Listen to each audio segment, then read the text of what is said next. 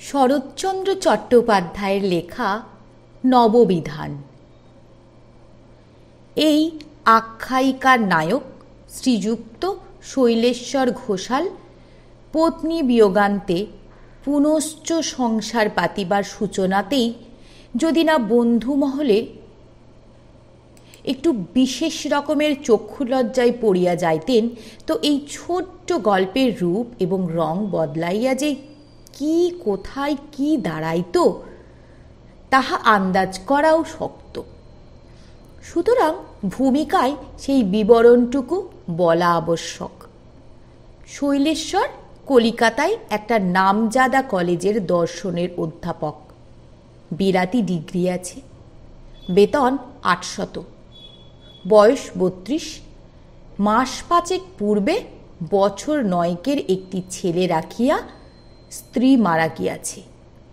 পুরুষানুক্রমে কলিকাতার পটলডাঙ্গায় বাস। বাড়ির মধ্যেই ওই ছেলেটি ছাড়া বেহারা, বাবুর্চি, সহিস, কোচম্যান প্রভৃতিতে প্রায় ৭-৮ জন চাকর। ধরিতে গেলে সংসারটা একরকম এইসব চাকরদের লইয়াই। প্রথমে বিবাহ করিবার আর ইচ্ছা ছিল না, ইহা স্বাভাবিক। এখন ইচ্ছা হইয়াছে, ইহাতেও নূতনত্ব নাই। সম্প্রতি জানা গিয়াছে ভবানীপুরের ভূপেন বাড়ুজ্যের মেজ মেয়ে ম্যাট্রিকুলেশন পাশ করিয়াছে এবং সে দেখিতে ভালো। এরূপ কৌতূহল সম্পূর্ণ বিশেষত্বহীন। তথাপি সেদিন সন্ধ্যাকালে শৈলেশ্বরেরই বৈঠকখানায় চায়ের বৈঠকে এই আলোচনায় উঠিয়া পড়িল। তাহার বন্ধু সমাজের ঠিক ভিতরে না হইয়াও একজন অল্প বেতনের স্কুল পণ্ডিত ছিল। চা রসের পিপাসাটা তাহার কোনো বড় বেতনের প্রফেসরের চেয়ে ন্যূনও ছিল না। পাগলাটে গোছের বলিয়া প্রফেসররা তাহাকে দিগ্গজ বলিয়া ডাকিতেন। সে হিসাব করিয়াও কথা বলিত না, তাহার দায়িত্বও গ্রহণ করিত না। দিগ্গজ নিজে ইংরাজি জানিত না। মেয়ে মানুষে এক্সামিন পাশ করিয়াছে শুনিলে রাগে তাহার সর্বাঙ্গ জ্বলিয়া যাইত। ভূপেনবাবুর কন্যার প্রসঙ্গে সে হঠাৎ বলিয়া উঠিল, একটা বউকে তাড়ালেন, একটা বউকে খেলেন, আবার বিয়ে। সংসার করতে যদি হয়তো উমেশ ভট্টাচার্যের মেয়ে দোষটা করলে কি শুনি, ঘর করতে হয়তো তাকে নিয়ে ঘর করুন। ভদ্রলোকেরা কেহ কিছু জানিতেন না, তাহারা আশ্চর্য হইয়া গেলেন। দিগ্গজ কহিল, সে বেচারার দিকে ভগবান যদি মুখ তুলে চাইতেন তো তাকেই বাড়িতে আনুন, আবার একটা বিয়ে করবেন না। ম্যাট্রিকুলেশন পাস হয়ে তো সব হবে। রাগে তাহার ২ চক্ষু রাঙা হইয়া উঠিল। শৈলেশ্বর নিজেও কোনো মতে ক্রোধ দমন করিয়া কহিলেন, আরে সে যে পাগল দিগ্গজ। কেহ তাহাকেও পাগল বলিলে দিগ্গজের আর হুঁশ থাকিত না।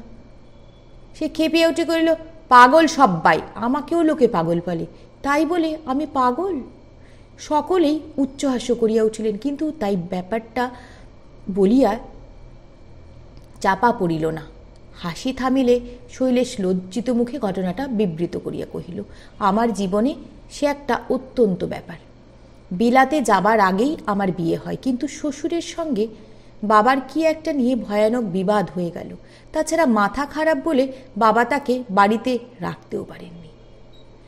ইংল্যান্ড থেকে ফিরে এসে আমি আর দেখিনি। এই বলিয়া শৈলেশ জোর করিয়া একটু হাসি চেষ্টা করিয়া কহিল, ওহে দিগ্গজ বুদ্ধিমান, তা না হলে কি তারা একবার পাঠাবার চেষ্টাও করতেন না? চায়ের মজলিসে গড় হাজির তো কখনো দেখলুম না, কিন্তু তিনি সত্যি সত্যি এলে এ আশার করো না।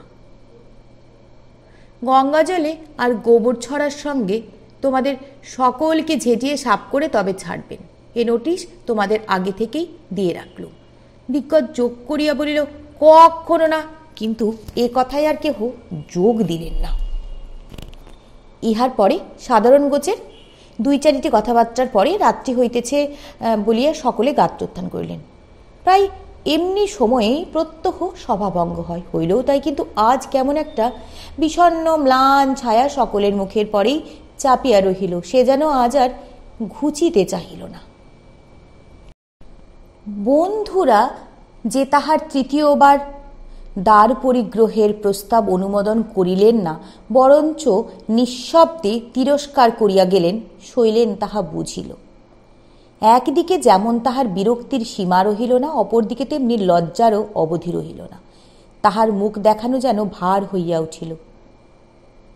শৈলেনের 18 বৎসর বয়সে যখন প্রথম বিবাহ হয়, তখন স্ত্রী উষার বয়স মাত্র 11। মেয়েটি দেখিতে ভালো বলিয়াই কালীপদবাবু অল্প মূল্যে ছেলে বেচিতে রাজি হইয়াছিলেন। তথাপি ওই দেনা পাওনা লইয়া শৈলেন বিলাত চলিয়া গেলে দুই বৈবাহিকে তুমুল মনোমালিন্য ঘটে। শ্বশুর বধূকে এক প্রকার জোর করিয়াই বাপের বাড়ি পাঠাইয়া দেন। সুতরাং পুত্র দেশে ফিরিয়া আসিলে নিজে যাচিয়া আর বউ আনাইতে পারিলেন না, ইচ্ছাও তাহার ছিল না।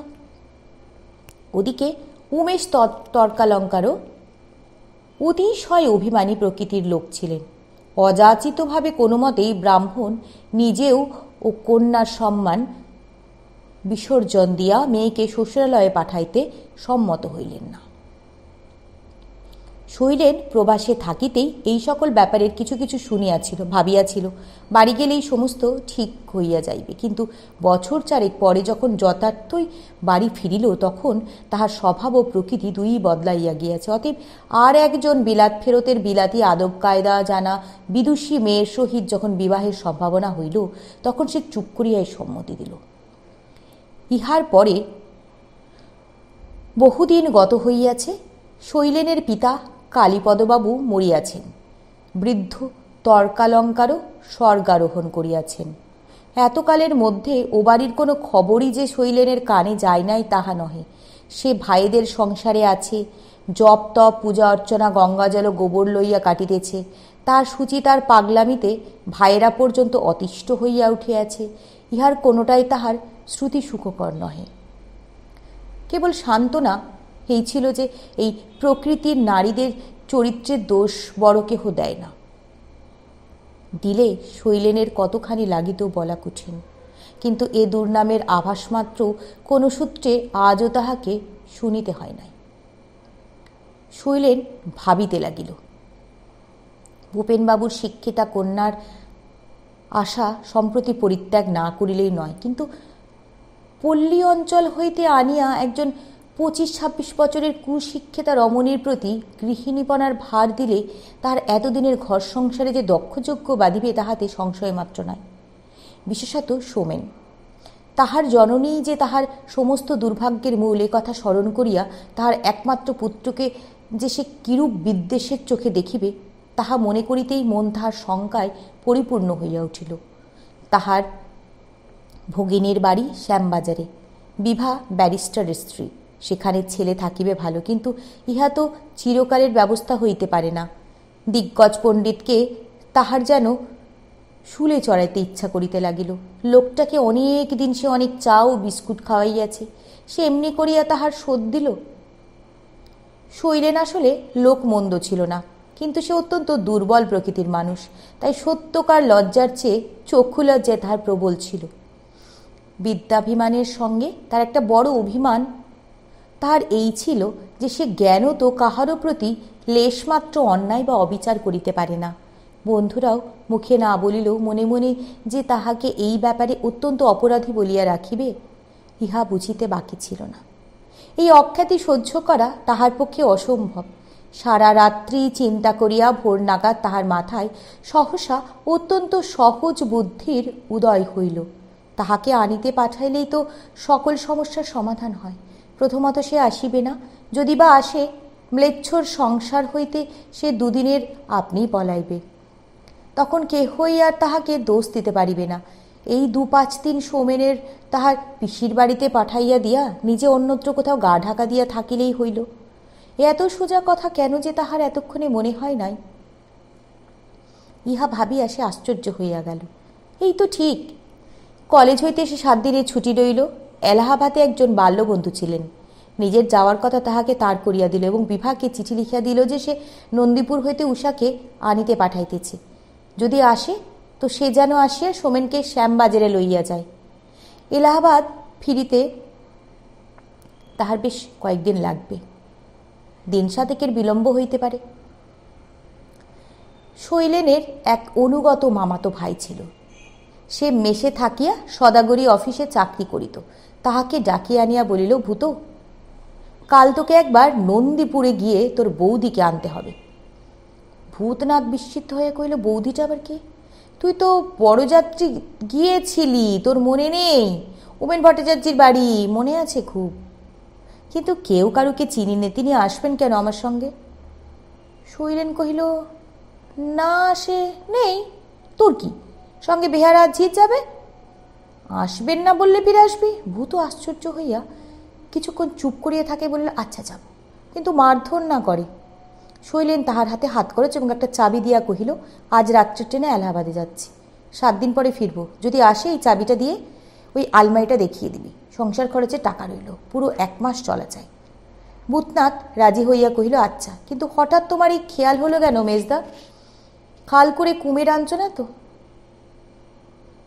শৈলেন চিন্তিত মুখে খানিকক্ষণ নিঃশব্দে থাকে, একটা নিঃশ্বাস ফেলে কহিল, আসবে না নিশ্চয়, কিন্তু লোক তো ধর্ম তো একটা কিছু করা চাইতো, শ্যামবাজের একটা খবর দিস, সোমেনকে যেন নিয়ে যায়। রাত্রের পাঞ্জাব মেলে শৈলেশ্বর এলাহাবাদে চলিয়া গেল। দিন কয়েক পরে একদিন দুপুরবেলা বাটির দরজায় আসে একখানা মোটর থামিল এবং মিনিট 2 পরেই একটি 22-23 বছরের মহিলা প্রবেশ করিয়া বসিবার ঘরে আসে উপস্থিত হইলেন। মেঝেই কার্পেটে বসিয়া সৌমেন্দ্র একখানা বাঁধানো অ্যালবাম হইতে তাহার নূতন মাকে ছবি দেখাইতেছিল। সেই মহা আনন্দে পরিচয় করাইয়া দিয়া বলিল, মা, পিসিমা। উষা দাঁড়াইয়া রহিল। পরনে নিতান্ত সাদাসিধে একখানা রাঙা পেরে শাড়ি, হাতে এবং গলায় সামান্য 2-1খানা গহনা, কিন্তু তাহার রূপ দেখিয়া বিভা অবাক হইল। প্রথমে উষাই কথা কহিল, একটু হাসিয়া ছেলেকে বলিল, পিসিমাকে প্রণাম করলে না বাবা? সোমেনের এ শিক্ষা বোধ করি নূতন। সে তাড়াতাড়ি হেঁট হইয়া পিসিমার পায়ের বুট ছুঁইয়া কোনো মতে কাজ সারিল। উষা কহিল, দাঁড়িয়ে রইলে কেন ঠাকুরজি, বসো। বিভা জিজ্ঞাসা করিল, আপনি কবে এলেন? উষা কহিল, সোমবার এসেছি, আজ বুধবার, তাহলে 3 দিন হলো।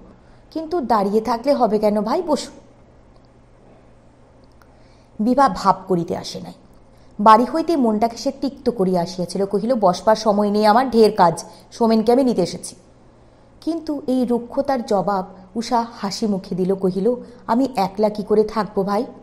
সেখানে বউয়েদের সব ছেলেপুলেই আমার হাতে মানুষ, কেউ একজন কাছে না থাকলে তো আমি বাঁচিনে ঠাকুরজে। এই বলিয়া সে পুনরায় হাসিল। এই হাসির উত্তর বিভা কটু কণ্ঠেই দিল। ছেলেটিকে ডাকিয়া কহিল, তোমার বাবা বলেছেন আমার ওখানে গিয়ে থাকতে, আমার নষ্ট করবার মতো সময় নেই সোমেন, যাও শিগগির কাপড় পরে নাও, আমাকে আবার একবার নিউ মার্কেটে ঘুরে যেতে হবে। দুজনের মাঝখানে পড়িয়া সে যেন ম্লান মুখে ভয়ে ভয়ে বলিল, মা যে যেতে বারণ করেছেন পিসিমা। তাহার বিপদ দেখিয়া উষা তাড়াতাড়ি কহিল, তোমাকে যেতেন বারণ করছি নে বাবা, আমি শুধু এই বলছি যে তুমি চলে গেলে একলা বাড়িতে আমার বড় কষ্ট হবে। ছেলেটি মুখে ইহার জবাব কিছু দিল না, কেবল অত্যন্ত কাছে ঘেঁষিয়া বিমাতার আঁচল ধরিয়া দাঁড়াইল। তাহার চুলের মধ্য দিয়া আঙুল বুলাইতে বুলাইতে উষা হাসিয়া কহিল, ও যেতে চায় না ঠাকুরজি। লজ্জায় ও ক্রোধে বিভার মুখ কালো হইয়া উঠিল এবং অতি সভ্য সমাজের সহস্র উচ্চাঙ্গের শিক্ষা সত্ত্বেও সে আপনাকে সংবরণ করিতে পারিল না। কহিল, ওর কিন্তু যাওয়াই উচিত এবং আমার বিশ্বাস আপনি অন্যায় প্রশ্রয় না দিলে ও বাপের আজ্ঞা পালন করত। উষার ঠোঁটের কোণ দুটো শুধু একটুখানি কঠিন হইল, আর তাহার মুখের চেহারার কোনো ব্যতিক্রম লক্ষিত হইল না। কহিল, আমরা বুড়ো মানুষের নিজের উচিত ঠিক করে উঠতে পারি নে ভাই, সোমেন তো ছেলে মানুষ, ও বোঝেই বা কতটুকু, আর অন্যায় প্রশ্রয়ের কথা যদি তুললে ঠাকুরজি, আমি অনেক ছেলে মানুষ করেছি, এসব আমি সামলাতে জানি, তোমাদের দুশ্চিন্তার কারণ নেই। বিভা কঠোর হইয়া কহিল, দাদাকে তাহলে চিঠি লিখে দেব? উষা কহিল, দিও, লিখে দিও যে তার এলাহাবাদের হুকুমের চেয়ে আমার কলকাতার হুকুমটাই আমি বড় মনে করি। কিন্তু দেখো ভাই বিভা, আমি তোমার সম্পর্কে এবং বয়সে 2ই বড়, এই নিয়ে আমার উপরে তুমি অভিমান করতে পারো না। এই বলে সে পুনরায় একটুখানি হাসিয়া কহিল, আজ তুমি রাগ করে একবার বসলে না পর্যন্ত, কিন্তু আর একদিন তুমি নিজের ইচ্ছায় বৌদিদির কাছে এসে বসবে, এ কথাও আজ তোমাকে বলে রাখলুম। বিভা এ কথার কোনো উত্তর দিল না। কহিল, আজ আমার সময় নেই, নমস্কার। এই বলিয়া সে দ্রুতপদে বাহির হইয়া গেল। গাড়িতে বসিয়া হঠাৎ সে উপরের দিকে চোখ তুলিয়া দেখিতে পাইল বারান্দার রেলিং ধরিয়া উষা সোমেনকে লইয়া তাহার প্রতি চাহিয়া মূর্তির মতো স্থির হইয়া দাঁড়াইয়া আছে। 7 দিনের ছুটি, কিন্তু প্রায় সপ্তাহ 2 এলাহাবাদে কাটাইয়া হঠাৎ একদিন দুপুরবেলা শৈলেশ্বর আসিয়া বাটিতে প্রবেশ করিল। সম্মুখের নিচে বারান্দায় বসিয়া সোমেন কতগুলো কাঠি, রং বেরঙের কাগজ, আঠা, দড়ি ইত্যাদি লইয়া অতিশয় ব্যস্ত ছিল। পিতার আগমন প্রথমে সে লক্ষ্য করে নাই, কিন্তু দেখিবা মাত্র সংবর্ধনা করিল এবং লজ্জিত আড়ষ্টভাবে পায়ের কাছে ঢিপ করিয়া প্রণাম করিল। গুরুজনদিগকে প্রণাম করার ব্যাপারে এখনও সে পটুত্ব লাভ করে নাই। তাহার মুখ দেখিয়াই তাহা বোঝা গেল। খুব মন্দ না লাগিলেও শৈলেন বিস্মিত হইল, কিন্তু এ কাগজ, কাঠি, আঠা প্রভৃতি প্রতি দৃষ্টি পড়িতে বলে উঠিল, ওসব তোমার কি হচ্ছে সোমেন? সোমেন রহস্যটা এক কথায় ফাঁস করিল না, বলিল, তুমি বলো তো বাবা ও কি? বাবা বলিলেন, আমি কি করে জানব? ছেলে হাততালি দিয়া মহা আনন্দে কহিল, আকাশ প্রদীপ। আকাশ প্রদীপ? আকাশ প্রদীপ কি হবে?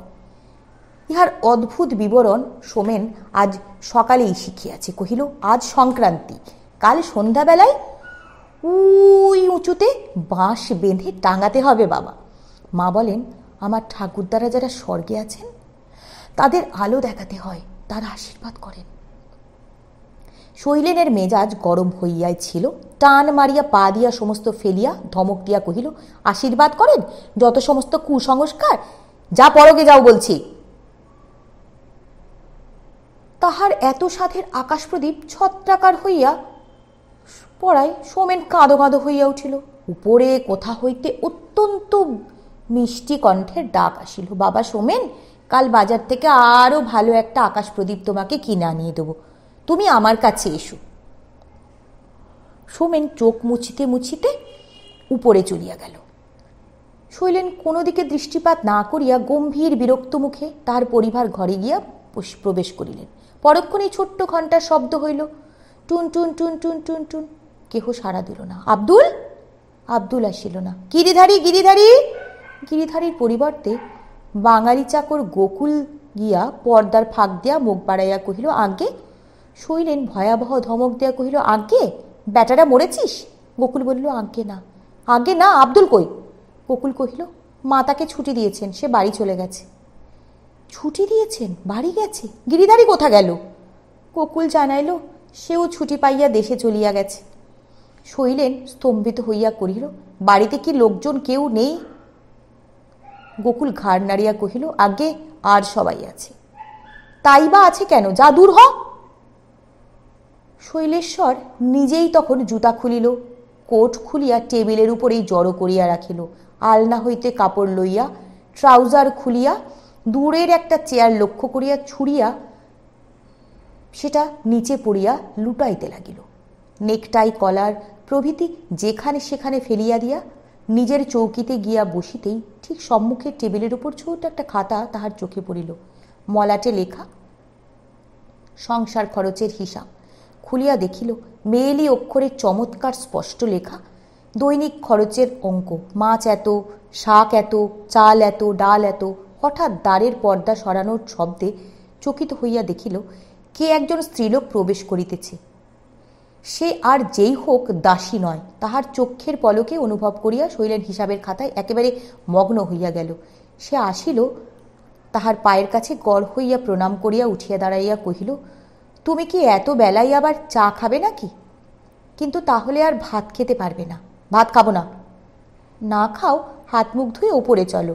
অবেলায় স্নান সেরে আর কাজ নেই, কিন্তু জল খাবার ঠিক করে আমি কুমুদাকে শরবত তৈরি করতে বলে দিয়ে এসেছি, চলো। এখন থাক। ওগো, আমি উষা, বাঘ ভালুক নই। আমার দিকে চোখ তুলে চাইলে কেউ তোমাকে ছিছি করবে না। শৈলেন কহিল, আমি কি বলেছি তুমি ভাগ ভালুক? তবে অমন করে পালিয়ে বেড়াচ্ছ কেন? আমার কাজ ছিল, তুমি বিভার সঙ্গে ঝগড়া করলে কেন? উষা কহিল, ও তোমার বানানো কথা, তোমাকে সে কখনো লেখেনি আমি ঝগড়া করেছি। শৈলেন কহিল, তুমি আব্দুলকে তাড়িয়েছ কেন? কে বলেছে তাড়িয়েছি? সে 1 বছরের মাইনে পাইনি, বাড়ি যাবার জন্য ছটফট করছিল। আমি মাইনে চুকিয়ে দিয়ে তাকে ছুটি দিয়েছি। শৈলেন বিস্মিত হইয়া কহিল, সমস্ত চুকিয়ে দিয়েছ? তাহলে সে আর আসবে না? গিরিধারে গেল কেন? উষা কহিল, এ তোমার ভারী অন্যায়। চাকর বাকরদের মাইনে না দিয়ে আটকে রাখো কেন? তাদের কি বাড়ি ঘর দোর নেই নাকি? আমি তাকে মাইনে দিয়ে ছেড়ে দিয়েছি। শৈলেন কহিল, বেশ করেছ, এইবার বশিষ্ঠ মুনির আশ্রম বানিয়ে তোলো।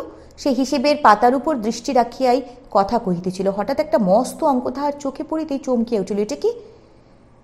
406 টাকা। উষা উত্তর দিল, ও টাকাটা মুদির দোকানে দিয়েছি। এখনো বোধ করি সদয় আন্দাজ বাকি রহিল। বলেছি আসছে মাসে দিয়ে দেব। শৈলেন অবাক হইয়া কহিল, 600 টাকা মুদির দোকানে বাকি? উষা হাসিয়া কহিল, হবে না, কখনো শোধ করবে না, কখনো হিসাব দেখতে চাইবে না, কাজেই 2 বছর ধরে এই টাকাটা জমিয়ে তুলেছ।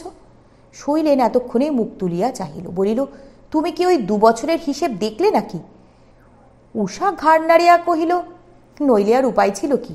শৈলেন চুপ করিয়া বসিয়া রহিল, কিন্তু তাহার মুখের উপর যে লজ্জার ছায়া পড়িতেছে এ কথাই এই 5 মিনিটের পরিচয় উষার চিনিতে বাকি রহিল না। জিজ্ঞাসা করিল, কি ভাবছ বলো তো? শৈলেন হাসিবার চেষ্টা করে বলিল, ভাবছি টাকা যা ছিল সব তো খরচ করে ফেললে, কিন্তু মাইনে পেতে 15-16 দিন বাকি। উষা মাথা নাড়িয়া কহিল, আমি কি ছেলে মানুষ যে হিসেব আমার নেই? 15 দিন কেন, 1 মাসের আগেও আমি তোমার কাছে টাকা চাইতে আসবো না। কিন্তু কি কাণ্ড করে রেখেছো বলো তো?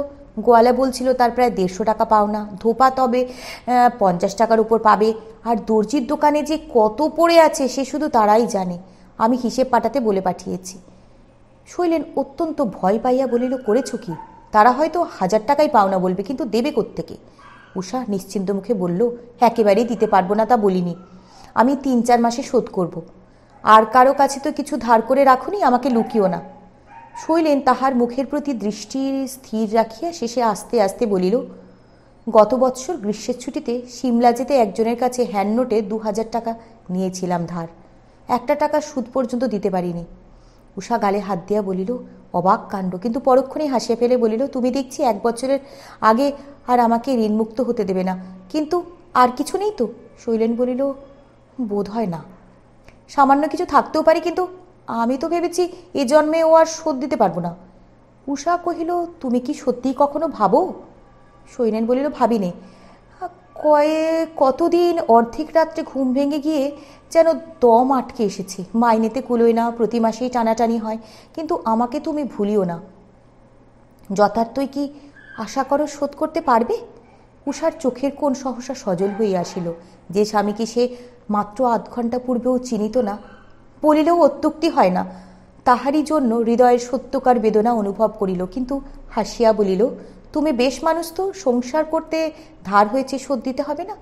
কিন্তু এই কটা টাকা দিয়ে ফেলতে আমার কদিন লাগবে? সকলের বড় কষ্ট হবে।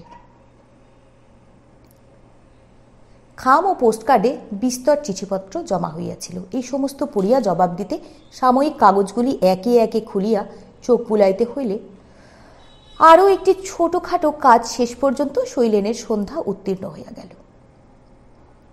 তাহার কর্মনিরত একাগ্র মুখের চেহারা বাহির হইতে পর্দার ফাঁক দিয়া দেখিলে এই কর্তব্যনিষ্ঠ ও একান্ত মনসংযোগের প্রতি আনাড়ি লোকের মনের মধ্যেও অসাধারণ শ্রদ্ধা জন্মাইবার কথা।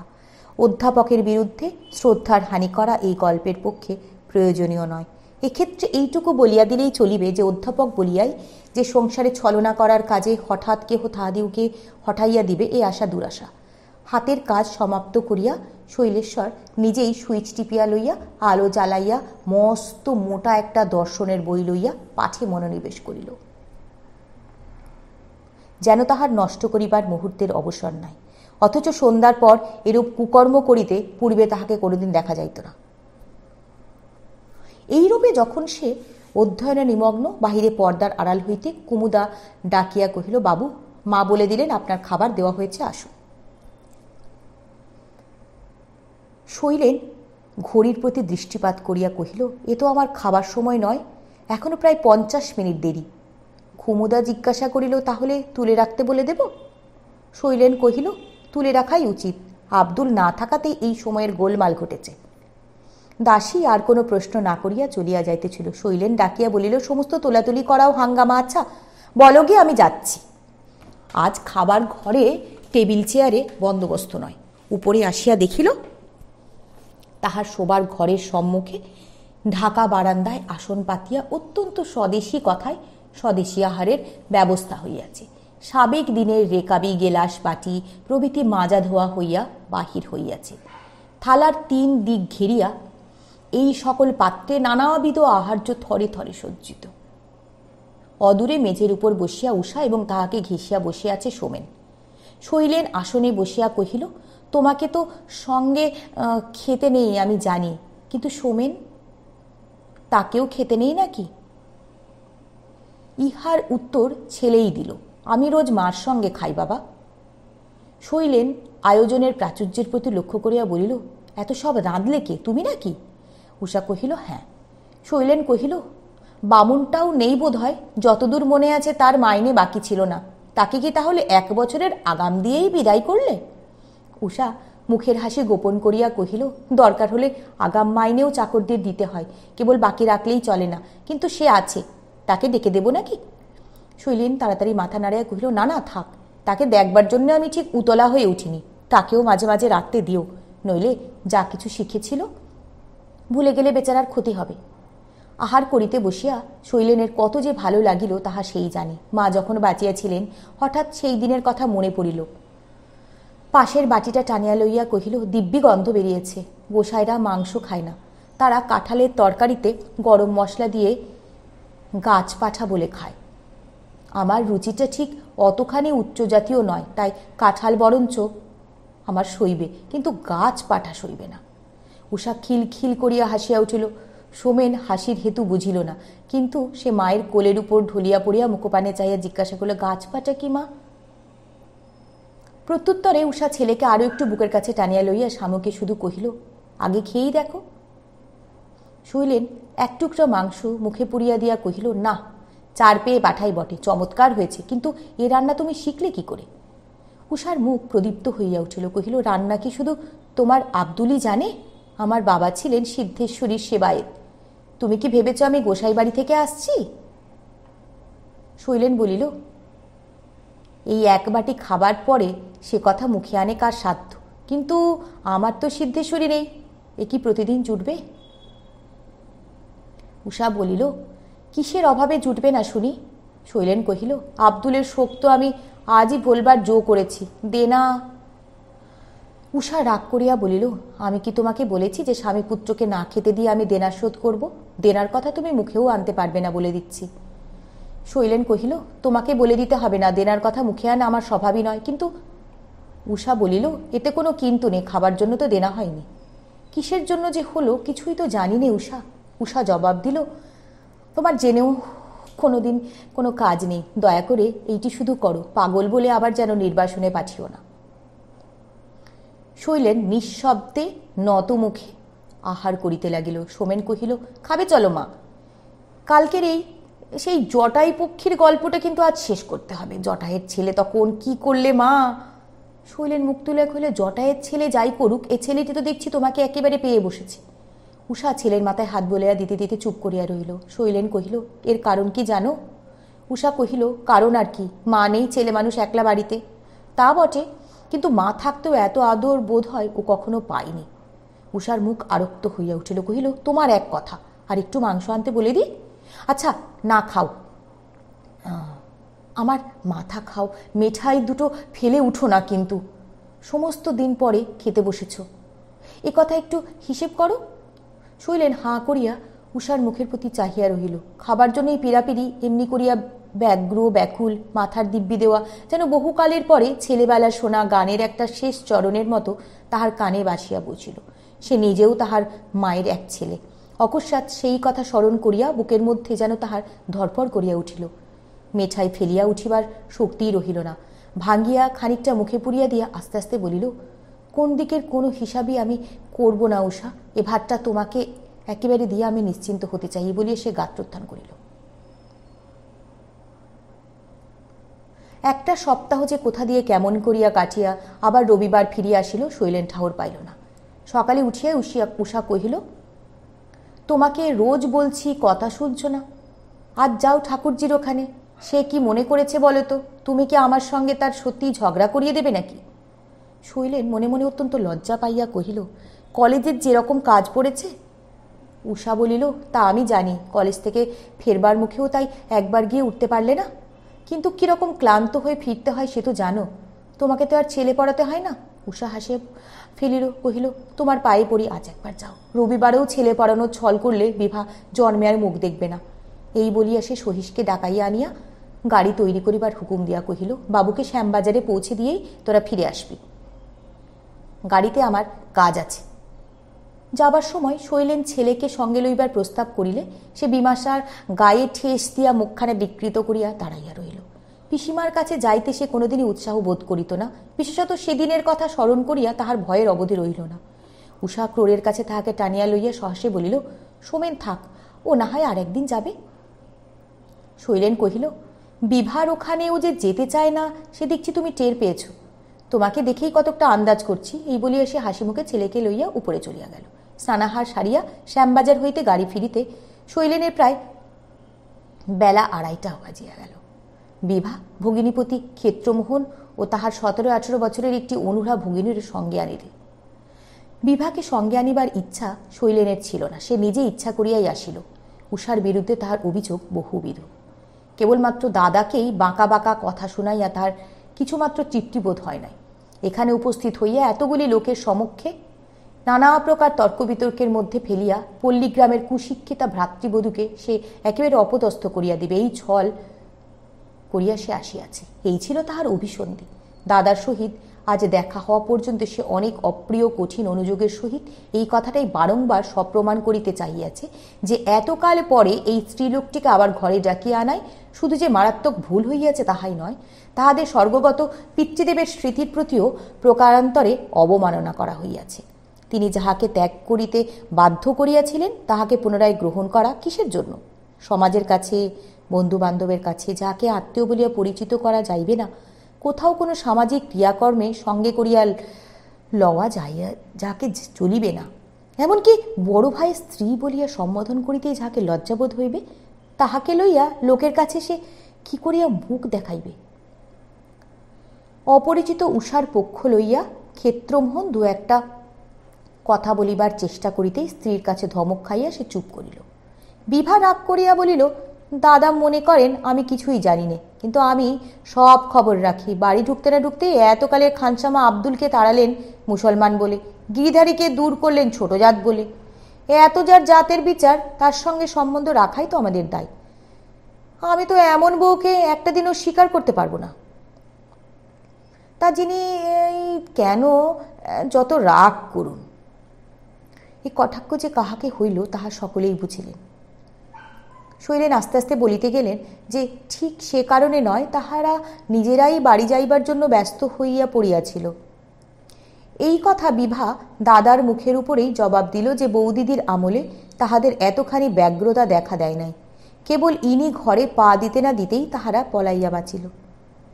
এই শেষের আর উত্তর কি? শৈলেন মৌন হইয়া রহিল। বিভা জিজ্ঞাসা করিল, যারা গেছে তারা আর আসবে না আমি বেশ জানি, কিন্তু বাড়ি তো একেবারে ভট্টাচার্যি বাড়ি করে রাখলে চলবে না, সমাজ আছে, লোকজন আবার দেখে শুনে রাখো, মানুষে কি বলবে? শৈলেন কহিল, না চললে রাখতে হবে বই কি। বিভা বলিল, কি করে যে চলছে সে তোমরাই জানো, আমরা তো ভেবে পাইনি। এই বলিয়া সে কাপড় ছাড়িবার জন্য উঠিতে উদ্যত হইয়া কহিল, বাপের বাড়ি না গিয়েও পারিনে, কিন্তু গেলে বোধ করি এক পেয়ালা চাও জুটবে না। ক্ষেত্রমোহন এতক্ষণ পর্যন্ত চুপ করিয়াই ছিলেন, ভাই বোনের চা বিতণ্ডার মধ্যে কথা কহিতে চাহেন নাই, কিন্তু আর থাকিতে না পারিয়া বলিলেন, আগে গিয়েই তো দেখি, যদি না পাও তখন না হয় বলো। বিভা কহিল, আমার দেখাই আছে, প্রথম দিন তার ভাব দেখে আমি বুঝে এসেছি। এই বলি এসে চলিয়া গেল। তার অনুযোগ যে একেবারেই সত্য নয়, বস্তুত সেদিন কিছুই দেখিয়া আসিবার মতো তাহার সময় বা মনের অবস্থা কোনোটাই ছিল না, তাহা উভয়ের কেহ জানিতেন না। ক্ষেত্রমোহন কহিলেন, বাস্তবিক শৈলেন, ব্যাপার কি তোমাদের? চাকর বাকর সমস্ত বিদায় করে দিয়ে কি বৈষ্টমী বৈরাগী হয়ে থাকবে নাকি? আজকাল খাচ্ছ কি? শৈলেন কহিল, ভাত ডাল লুচি তরকারি। গলা দিয়ে গলছে ওগুলো? অন্তত গলায় বাজছে না, এ কথা ঠিক। ক্ষেত্রমোহন হাসিয়া কহিলেন, ঠিক তা আমিও জানি, এবং আমার যে সত্যি সত্যি বাধে তাও নয়, কিন্তু মজা এমনি যে সে কথা নিজেদের মধ্যে স্বীকার করবার জো নেই। তুমি কি এমনি বরাবর চালিয়ে যাবে, স্থির করেছো নাকি? শৈলেন ক্ষণকাল মৌন থাকিয়া কহিল, দেখো ক্ষেত্র, যথার্থ কথা বলতে কি, ঠিক আমি নিজে কিছুই করিনি, করবার ভারও আমার পরে তিনি দেননি। শুধু এইটুকু স্থির করেছি যে তার অমতে তার সাংসারিক ব্যবস্থায় আমি হাত দিচ্ছি না। ক্ষেত্রমোহন দ্বারের প্রতি দৃষ্টিপাত করিয়া চুপি চুপি কহিলেন, চুপ চুপ, এ কথা আবার বোনের যদি কানে যায় তো রক্ষে থাকবে না, তা বলে দিচ্ছি। শৈলেন কহিল, এদিকে যদি রক্ষা নাও থাকে, অন্যদিকে একটু রক্ষা বোধ হয় পেয়েছি। আয়ের চেয়ে ব্যয় বেশি, এ দুশ্চিন্তার ভোগ করতে হবে না। বলো কি হে, অহর্নিশি কেবল টাকার ভাবনা। মাসের 15 দিন পার হলেই মনে হয় বাকি 15টা দিন পার হবে কি করে, সে পথে আর পা বাড়াচ্ছি না। আমি বেঁচে গেছি ভাই, টাকা ধার করতে আর যেতে হবে না। যে কটা টাকা মাইনে পাই সেই আমার যথেষ্ট। এই সুখবরটা এর কাছে আমি পেয়ে গেছি। ক্ষেত্রমোহন কহিলেন, বলো কি হে, কিন্তু টাকার দুর্ভাবনা কি একা তোমারই ছিল নাকি? আমি যে একেবারে কণ্ঠাই কণ্ঠাই হয়ে উঠেছি, সে খবর তো রাখো না। শৈলেন বলিতে লাগিল, এলাহাবাদে পালাবার সময় পুরো 1 মাসের মাইনে আলমারিতে রেখে যায়, বলে যায় 1 মাস পুরো চলা চাই। আগে তো কোনো কালেই চলেনি, সোমেনের মা বেঁচে থাকতেও না, তার মৃত্যুর পরে আমার নিজের হাতেও না। ভেবেছিলাম এর হাত দিয়ে যদি ভয় দেখিয়েও চালাতে পারি তো তাই যথেষ্ট। যাদের তাড়ানো নিয়ে বিভা রাগ করছিল তাদের মুসলমান এবং ছোট জাত বলেই বাস্তবিক তাড়ানো হয়েছে কিনা আমি জানি না, কিন্তু এটা জানি যে যাবার সময় তারা 1 বছরের বাকি মাইনে নিয়ে খুব সম্ভব খুশি হয়েই দেশে গেছে। মুদি দোকানে 400 টাকা দেওয়া হয়েছে, আরও ছোটোখাটো কী কী সাবেক দেনা শোধ করে ছোট্ট একখানি খাতায় সমস্ত কড়াইগণ্ডায় লেখা। ভয় পেয়ে জিজ্ঞাসা করলুম, এ তুমি কি কাণ্ড করে বসে আছো উষা, অর্ধেক মাস এখনো বাকি, চলবে কি করে? জবাবে বললেন, আমি ছেলে মানুষ নই, সে জ্ঞান আমার আছে। খাবার কষ্ট তো আজও তার হাতে 1 তিল পাইনি ক্ষেত্র, কিন্তু ভাত ডালই আমার অমৃত। আমার দর্জি ও কাপড়ের বিল এবং হ্যান্ড নোটের দেনাটা শোধ হয়ে যাক ভাই, নিঃশ্বাস ফেলে বাঁচি। ক্ষেত্রমন কি একটা বলিতে যাইতেছিল, কিন্তু স্ত্রীকে প্রবেশ করিতে দেখিয়া চুপ করিয়া গেলেন। মোটর প্রস্তুত হইয়া আসিতে 3 জনেই উঠিয়া বসিলেন। সমস্ত পথটা ক্ষেত্রমোহন অন্যমনস্ক হইয়া রহিলেন। কাহারও কোনো কথা বোধ করি তাহার কানেই গেল না। অল্প কিছুক্ষণের গাড়ি আসিয়া শৈলেশ্বরের বাড়ির দরজায় দাঁড়াইল। ভিতরে প্রবেশ করিয়াই প্রথমেই সাক্ষাৎ মিলিল সোমেনের। সে কয়লা ভাঙা হাতুড়িটা সংগ্রহ করিয়া লইয়া চৌকাঠে বসিয়া তাহার রেলগাড়ির চাকা মেরামত করিতেছিল। তাহার চেহারার দিকে চাহিয়া হঠাৎ কাহারও মুখে আর কথা রহিল না। তাহার কপালে, গালে, দাড়িতে, বুকে, বাহুতে, অর্থাৎ দেহের সমস্ত উপরার্ধটাই প্রায় চিত্র বিচিত্র করা। গঙ্গার ঘাটের উড়ে পাণ্ডা সাদা হলুদ রং দেয়া নিজের দেশের জগন্নাথবাদ হইতে আরম্ভ করিয়া পশ্চিমে রামসীতা পর্যন্ত সর্বপ্রকার দেবদেবীর অসংখ্য নাম ছাপিয়া দিয়েছে। বিভা শুধু একটু মুচকিয়া হাসিয়া কহিল, বেশ দেখিয়েছ বাবা, বেঁচে থাকো। শৈলের এই দুজনের কাছে যেন মাথা কাটা গেল। স্বভাবত সে মৃদু প্রকৃতির লোক, যে কোনো কারণেই হোক হইচই হাঙ্গামা সৃষ্টি করিয়া তুলিতে সে পারিত না, কিন্তু ভগিনীর এই অত্যন্ত কটু উত্তেজনা হঠাৎ তাহার অসহ্য হইয়া পড়িল। ছেলের গালে সশব্দে একটা চড় বসাইয়া দেয়া কহিল, হতভাগ্য পাজি, কোথা থেকে এই সমস্ত করে এলি, কোথা গিয়েছিলি? সোমেন কাঁদিতে কাঁদিতে যাহা বলিল তাহা বোঝা গেল, আজ সকালে মায়ের সঙ্গে গঙ্গা স্নানে গিয়াছিল। শৈলেন তাহার গলায় একটি ধাক্কা মারিয়া ঠেলিয়া দিয়া বলিল, যা সাবান দিয়ে ধুয়ে ফেলগে, যা বলছি। 3 জনে আসিয়া তাহার পরিবার ঘরে প্রবেশ করিল। ভাই বোন উভয়ের মুখ অসম্ভব রকমের গম্ভীর। মিনিটখানে কেহই কোনো কথা কহিল না। শৈলেনের লজ্জিত বিরস মুখে ইহাই প্রকাশ পাইল যে এতটা বাড়াবাড়ি সে সপেরবেও ভাবে নাই। কিন্তু বিভা কথা না কহিয়াও যেন সগর্বে বলিতে লাগিল, এসব তাহার জানা কথা, এইরূপ হইতেই বাধ্য। কথা কহিলেন ক্ষেত্রমোহন। তিনি হঠাৎ একটু হাসিয়া ফেলিয়া বললেন, শৈলেন, তুমি যে একেবারে চায়ের পেয়ালায় তুফান তুলে ফেললে হে, ছেলেটাকে মারলে কি বলে? তোমাদের সঙ্গে তো চলাফেরা করাই দায়। স্বামীর কথা শুনিয়া বিভা যেন হতবুদ্ধি হইয়া গেল। মুখের দিকে চাহিয়া কহিল, চায়ের পেয়ালায় তুফান কিরকম? তুমি কি এটাকে ছেলে খেলা মনে করলে নাকি? ক্ষেত্রমোহন বলিলেন, অত্যন্ত ভয়ানক কিছু একটা যে মনে হচ্ছে তা আমি অস্বীকার করিতে পারিনি। তার মানে খুব সহজ, আজ নিশ্চয়ই কি একটা গঙ্গা স্নানের যোগ আছে। সোমেন সঙ্গে গেছে, সঙ্গে সংগণ করেছে। একটা দিন কলের জলে না নিয়ে দৈবাত কেউ যদি গঙ্গায় স্নান করেই থাকে তা কি মহাপাপ হতে পারে? আমি তো ভেবে পাইনি। বিভা স্বামীর প্রতি অত্যন্ত ক্রুদ্ধ হইয়া কহিল, তারপরে? ক্ষেত্রমোহন জবাব দিলেন, তারপরের ব্যাপারটাও খুব স্বাভাবিক। ঘাটে বিস্তর উড়ে পান্ডা আছে, হয়তো কেউ দুটো একটা পয়সার আশায় ছেলে মানুষের গায়ে চন্দনের ছাপ মেরে দিয়েছে। এতে খুনোখুনি কাণ্ড করবার কি আছে? বিভা তেমনি ক্রোধের স্বরে প্রশ্ন করিল, এর পরিণাম ভেবে দেখেছ? ক্ষেত্রমোহন বলিলেন, বিকালবেলা মুখ হাত ধোয়ার সময় আপনি মুছে যায়, এই পরিণাম? বিভা কহিল, ও এইমাত্র? তোমার ছেলেপুলে থাকলে তুমিও তাহলে এই রকম করতে দিতে? ক্ষেত্রমোহন কহিলেন, আমার ছেলেপুলে যখন নেই তখন এ তর্ক বৃথা। বিভা মনে মনে আহত হইয়া কহিল, তর্ক বৃথা হতে পারে, চন্দন ধুয়ে ফেললে উঠে যাই আমি জানি, কিন্তু এর দাগ হয়তো অত সহজে না উঠতে পারে। ছেলেপুলের ভবিষ্যৎ জীবনের পানে চেয়েই কাজটা করতে হয়। আজকার কাজটা যে অত্যন্ত অন্যায় এ কথা আমি 100 বার বলবো, তা তোমরা যাই কেন না বলো। ক্ষেত্রমোহন কহিলেন, তোমরা নয়, আমি একা আমি। শৈলেন তো চর মেরে আর গলা ধাক্কা দিয়ে প্রায়শ্চিত্ত করলে। আমি কিন্তু এই আশা করিনি যে অধ্যাপক বংশের মেয়ে একদিনে মেম সাহেব হয়ে উঠবে। তা সে যাই হোক, তোমরা 2 ভাই বোন এর ফলাফল বিচার করতে থাকো, আমি উঠল। শৈলেন চুপ করিয়াই ছিল, তাহার মুখের প্রতি চাহিয়া কহিল, কোথায় হে? ক্ষেত্রমোহন কহিলেন, উপরে। ঠাকরুনের সঙ্গে পরিচয়টা একেবারে সেরে আসে। কথা কন কিনা একটু সাধ্য সাধনা করে দেখি গে। এই বলিয়া ক্ষেত্রমোহন আর বাক্যব্যয় না করিয়া বাহিরে গেলেন। উপরে উঠিয়া শোবার ঘরের দরজায় হইতে হাঁক দিয়া কহিলেন, বউ ঠাকরুন, নমস্কার। উষা মুখ ফেরাইয়া দেখিয়া মাথার কাপড় তুলিয়া দিয়া উঠিয়া দাঁড়াইল।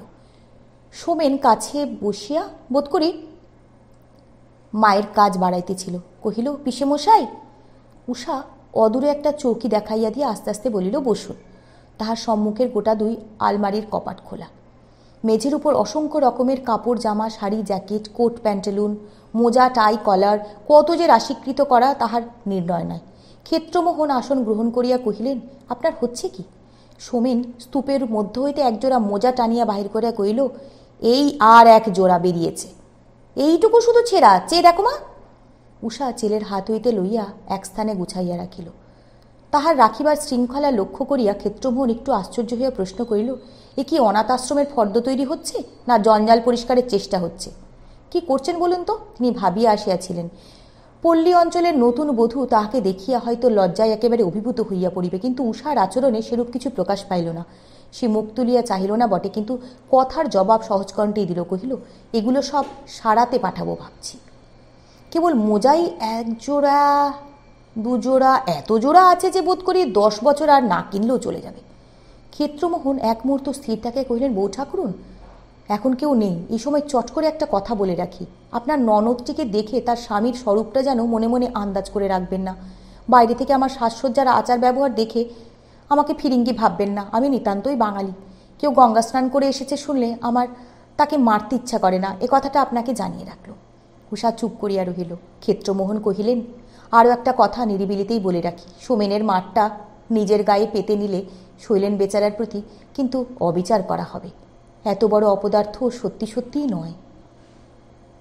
উষা এ কথারও কোনো জবাব দিল না, নিঃশব্দে দাঁড়াইয়া রহিল। ক্ষেত্রমোহন বলিলেন, এখন আপনি বসুন, আমার জন্য আপনার সময় না নষ্ট হয়। একটু মৌন থাকিয়া বলিলেন, আপনার লক্ষ্মী হাতের কাজ করা দেখে আমিও গৃহস্থালির কাজকর্ম একটু শিখিনি। উষা মেজের উপর বসিয়া মৃদু হাসিয়া বলিল, এসব মেয়েদের কাজ, আপনার শিখে লাভ কি? ক্ষেত্রমোহন কহিলেন, এ কথার জবাব একদিন আপনাকে দেব, আজ নয়। উষা নীরবে হাতের কাজ করিতে লাগল, কিন্তু একটু পরেই কহিল, এসব তো গরিব দুঃখীদের কাজ, আপনাদের এসব শিক্ষায়, এত শিক্ষায় কি প্রয়োজন হবে তার? ক্ষেত্রমোহন একটা নিঃশ্বাস ফেলিয়া কহিলেন, বউ ঠাকরুন, বাহিরের চাকচিক্য দেখে যদি আপনারও ভুল হয় তো সংসারে আমাদের মতো দুর্ভাগাদের ব্যথা বোঝবার আর কেউ থাকবে না। ইচ্ছে করে আমার ছোট বোনটিকে আপনার কাছে 3 কতক রেখে যাই। আপনার লক্ষ্মী স্ত্রীর কতকটা হয়তো সে তাহলে শ্বশুরবাড়িতে সঙ্গে নিয়ে যেতে পারবে। উষা চুপ করিয়া রহিল। ক্ষেত্রমোহন পুনরায় কি একটা বলিতে যাইতে চলে, কিন্তু সহসা অনেকগুলি জুতার শব্দ সিঁড়ির নিচে শুনিতে পাইয়া শুধু বলিলেন, এরা সব ওপরেই আসছেন দেখছি। শৈলেনের বোন এবং আমার বোনের বাইরের বেশভূষার সাদৃশ্য দেখে কিন্তু ভেতরটাও একরকম বলে স্থির করে নেবেন না। উষা শুধু একটুখানি হাসিয়া ঘাড় নাড়িয়া কহিল, আমি বোধহয় চিনতে পারবো। ক্ষেত্রমোহন কহিলেন, বোধ হয় নিশ্চয়ই পারবেন, এও আমি নিশ্চয়ই জানি। সিঁড়িতে যাহাদের পায়ের শব্দ শোনা গিয়াছিল তাহারা শৈলেশ, বিভা এবং বিভার ছোট ননদ উমা। শৈলেশ ও বিভা ঘরে প্রবেশ করিল। সকলের পিছনে ছিল উমা। সে চৌকাঠের এদিকে পা বাড়াইতেই তাহার দাদা তাহাকে চোখের ইঙ্গিতে নিষেধ করিয়া কহিলেন, জুতোটা খুলে এসো উমা। বিভা ফিরিয়া চাহিয়া স্বামীকে সবিষয়ে প্রশ্ন করিল, কেন বলো তো? ক্ষেত্রমোহন বলিলেন, দোষ কি? পায়ে কাটাও ফুটবে না, হোঁচটও লাগবে না। বিভা কহিল, সে আমি জানি, কিন্তু হঠাৎ জুতোর খোলার দরকার হলো কিসে, তাই শুধু জিজ্ঞাসা করছি। ক্ষেত্রমোহন বলিলেন, পৌ ঠাকুর হিন্দু মানুষ, তাছাড়া গুরুজনদের ঘরের মধ্যে ওটা পায়ে দিয়ে না আসাই বোধহয় ভালো। বিভা স্বামীর পায়ের প্রতি দৃষ্টি নিক্ষেপ করিয়া দেখিল, শুধু কেবল ভগিনীকে উপদেশ দেওয়াই নয়, নিজেও তিনি ইতিপূর্বে তাহা পালন করিয়াছেন। দেখিয়া তাহার গা জ্বলিয়া গেল। কহিল, গুরুজনদের প্রতি ভক্তি শ্রদ্ধা তোমার অসাধারণ, সে ভালোই, কিন্তু তার বাড়াবাড়িটাও ভালো নয়। গুরুজনের এটা শোবার ঘর না হয়, ঠাকুর ঘর হলে আজ হয়তো তুমি একেবারে গোবর খেয়ে পবিত্র হয়ে ঢুকতে।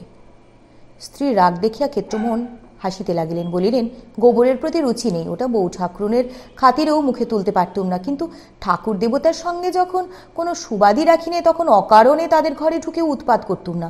আচ্ছা বউ ঠাকুরুন, এ ঘরে তো আগেও বহুবার এসেছি, মনে হচ্ছে যেন এতটা মানে একটা ভালো কার্পেট পাতা ছিল, সেটা তুলে দিলেন কেন?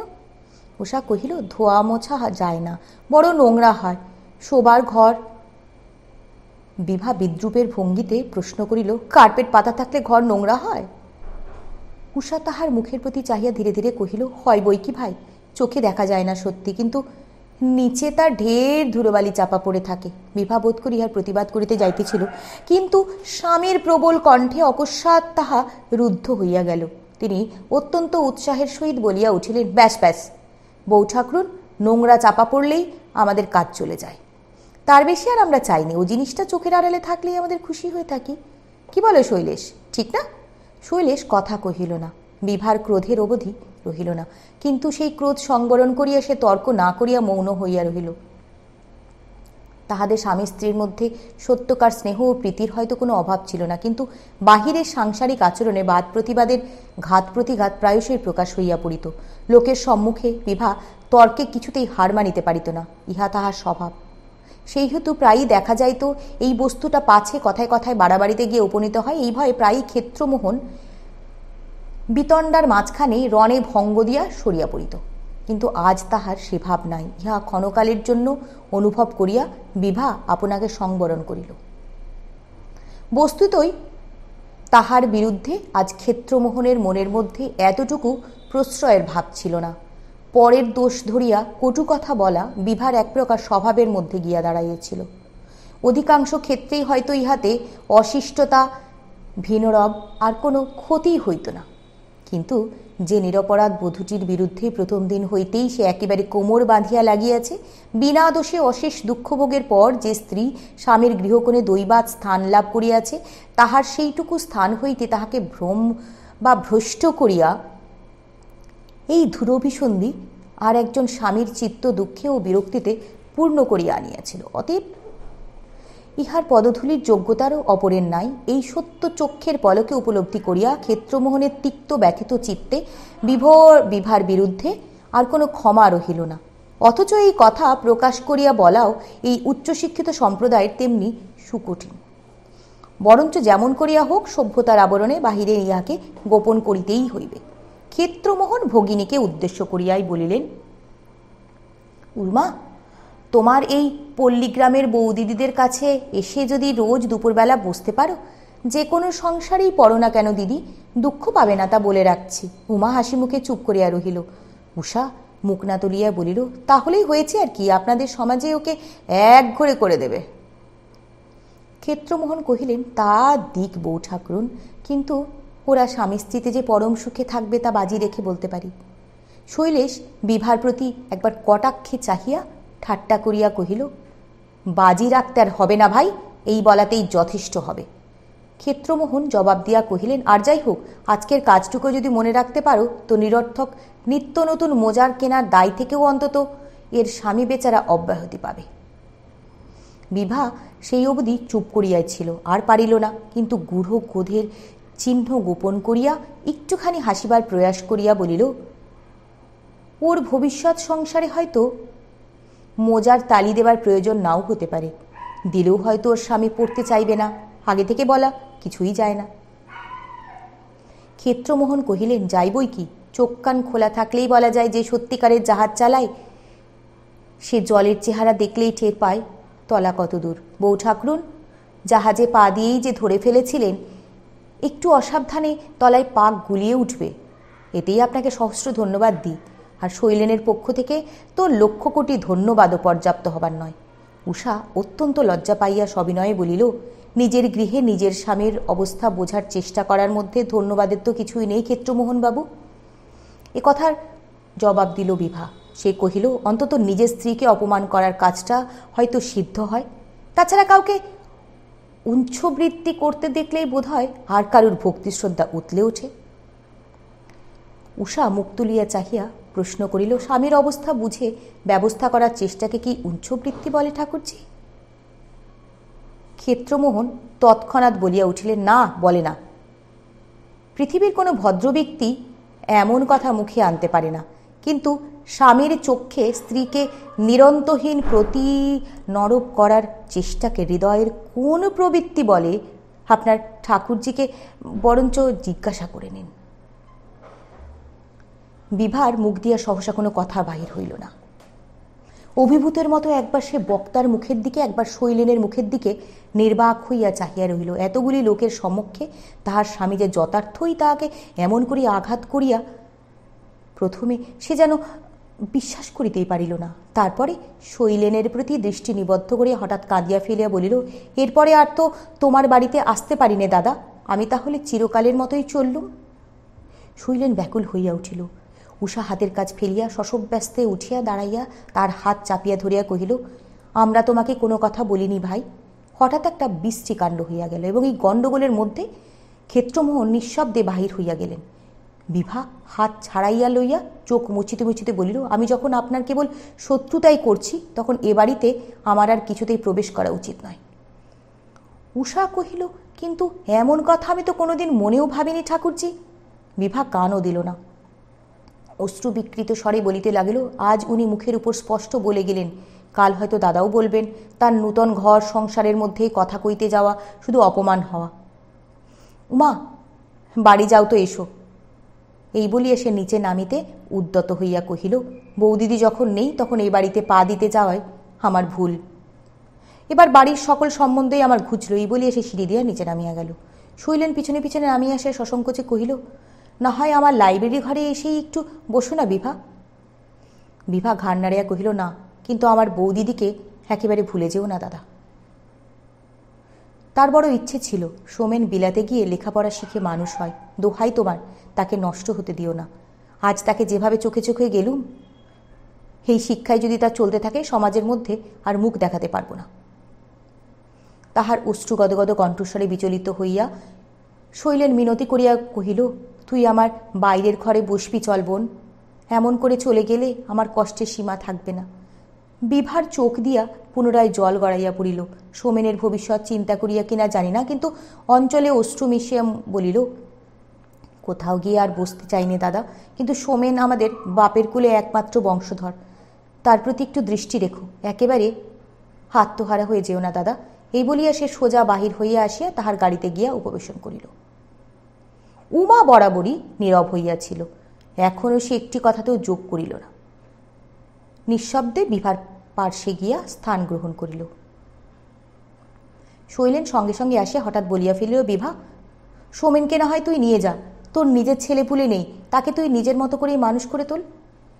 বিভা এবং উমা উভয়ই একান্ত বিস্ময়ে শৈলেনের মুখের প্রতি চাহিয়া রহিল। বিভা কহিল, কেন এই নিরর্থক প্রস্তাব করছো দাদা, এ তুমি পারবে না, তোমাকে পারতেও দেব না। শৈলেন ঝোঁকের উপর জোর করিয়া উত্তর দিল, আমি পারবই, এই কথা দিলাম বিভা। বিভা স্নিগ্ধ কণ্ঠে মাথা নাড়িয়া কহিল, পারো ভালোই। তাকে পাঠিয়ে দিও। তাকে উচ্চশিক্ষা দেবার টাকা যদি তোমার না থাকে, আমিও কথা দিচ্ছি দাদা, সে ভার আজ থেকে আমি নিলাম। এই বলিয়া সে উমার দৃষ্টি অনুসরণ করিয়া দেখিল উপরে বারান্দায় দাঁড়াইয়া উষা নিচের দিকে চাহিয়া চুপ করিয়া দাঁড়াইয়া আছে। পরক্ষণে মোটর ছাড়িয়া চলিয়া গেলে ভিতরে প্রবেশ করিয়া শৈলেন তাহার পরিবার ঘরে গিয়া বসিল। উপরে যাইতে তাহার ইচ্ছাও হইল না, সাহসও ছিল না। সমস্ত কথায় যে উষা শুনিতে পাইয়াছে ইহা জানিতে তাহার অবশিষ্ট রহিল না। রাত্রে খাবার দিয়া স্বামীকে ডাকিতে পাঠাইয়া উষা অন্যান্য দিনের মতো নিকটে বসিয়াছিল। শুধু সোমেন আজ তাহার কাছে ছিল না। হয়তো সে ঘুমাইয়া পড়িয়াছিল, কিংবা এমনি কিছু একটা হইবে। শৈলেন আসিল, তাহার মুখ অতিশয় গম্ভীর, হইবারই কথা। ব্যর্থ প্রশ্ন করা উষার স্বভাব নয়।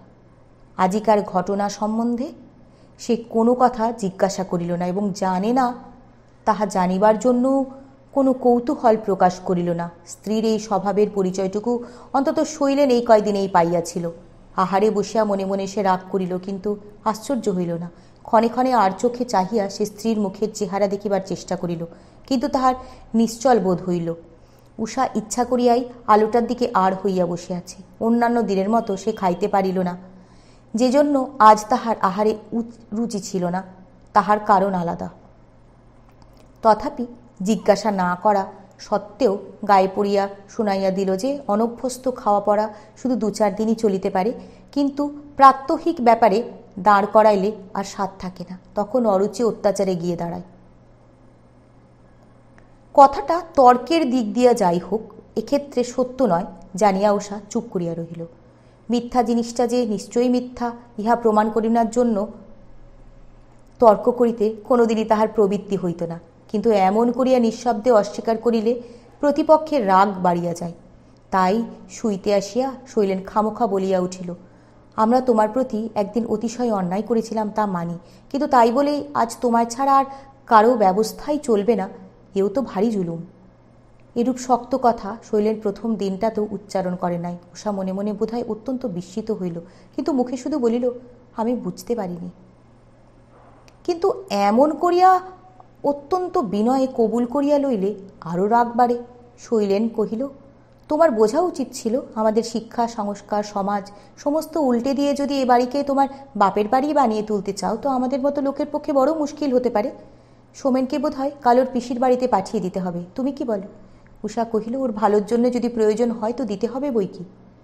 তাহার বলার মধ্যে উত্তাপ বা শ্লেষ কিছুই ধরিতে না পারিয়া শৈলেশ দ্বিধার মধ্যে পড়িল। কিসের জন্য এসব করিতেছে তাহার হেতুও মনের মধ্যে বেশ দৃঢ় এবং সুস্পষ্ট নয়, কিন্তু এই সকল দুর্বল প্রকৃতির মানুষের স্বভাবই থাকে এই যে তাহারা কাল্পনিক মনোপীড়া ও অসঙ্গত অভিমানের দ্বার ধরিয়া ধাপের পর ধাপ দ্রুত বেগে নামিয়া যাইতে পারে। এক মুহূর্ত মৌন থাকিয়া কহিল, হ্যাঁ, প্রয়োজন আছে বলেই সকলের বিশ্বাস। যেসব আচার ব্যবহার রীতিনীতি আমরা মানিনে, মানতে পারিনে, তাই নিয়ে অযথা ভাই বোনের মধ্যে বিবাদ হয়, সমাজের কাছে পরিহাসের পাত্র হতে হয়, এ আমার ভালো লাগে না। উষা প্রতিবাদ করিল না, নিজের দিক হইতে কৈফিয়ত দিবার চেষ্টা মাত্র করিল না, কিন্তু তাহার মুখ দিয়া হঠাৎ একটা দীর্ঘশ্বাস পড়িল। নিস্তব্ধ ঘরের মধ্যে শৈলেনের তাহা কানে গেল। উষা নিজে কলহ করে নাই। তাহার পক্ষ লইয়া বিভার প্রতি যত কটু কথা উচ্চারিত হইয়াছে, তাহার একটিও যে উষার নিজের মুখ দিয়া বাহির হই নাই, তাহা এতখানি সত্য যে সে লইয়া ইঙ্গিত করাও চলে না, ভোলাও যায় না।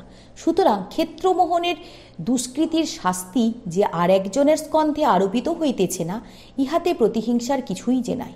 ইহার সপ্রমাণ করিতে সে পুনশ্চ কহিল, যাকে বিলেতে গিয়ে লেখাপড়া শিখতে হবে, সে সমাজের মধ্যে তাকে চলাফেরা করতে হবে, ছেলেবেলা থেকে তার সেই আবহাওয়ার মধ্যে মানুষ হওয়া আবশ্যক, শিশুকালটা তার অস্বাভাবিক অবস্থার মধ্যে কাটতে দেওয়া তার প্রতি গভীর অন্যায় এবং অবিচার করা হবে। এই বলিয়া সে ক্ষণকাল উত্তরের জন্য অপেক্ষা করিয়া কহিল, এ সম্বন্ধে তোমার কিছু বলার না থাকে তো স্বতন্ত্র কথা, কিন্তু মুখ বুঝে শুধু দীর্ঘশ্বাস ফেললেই তার জবাব হয় না। সোমেনের সম্বন্ধে আমরা রীতিমতো চিন্তা করেই তবে স্থির করেছি। সোমেন পাশেই ঘুমাইতেছিল। এ বাটিতে আর কোনো স্ত্রীলোক না থাকায় আসিয়া পর্যন্ত উষা তাহাকে নিজের কাছে লইয়া শয়ন করিত।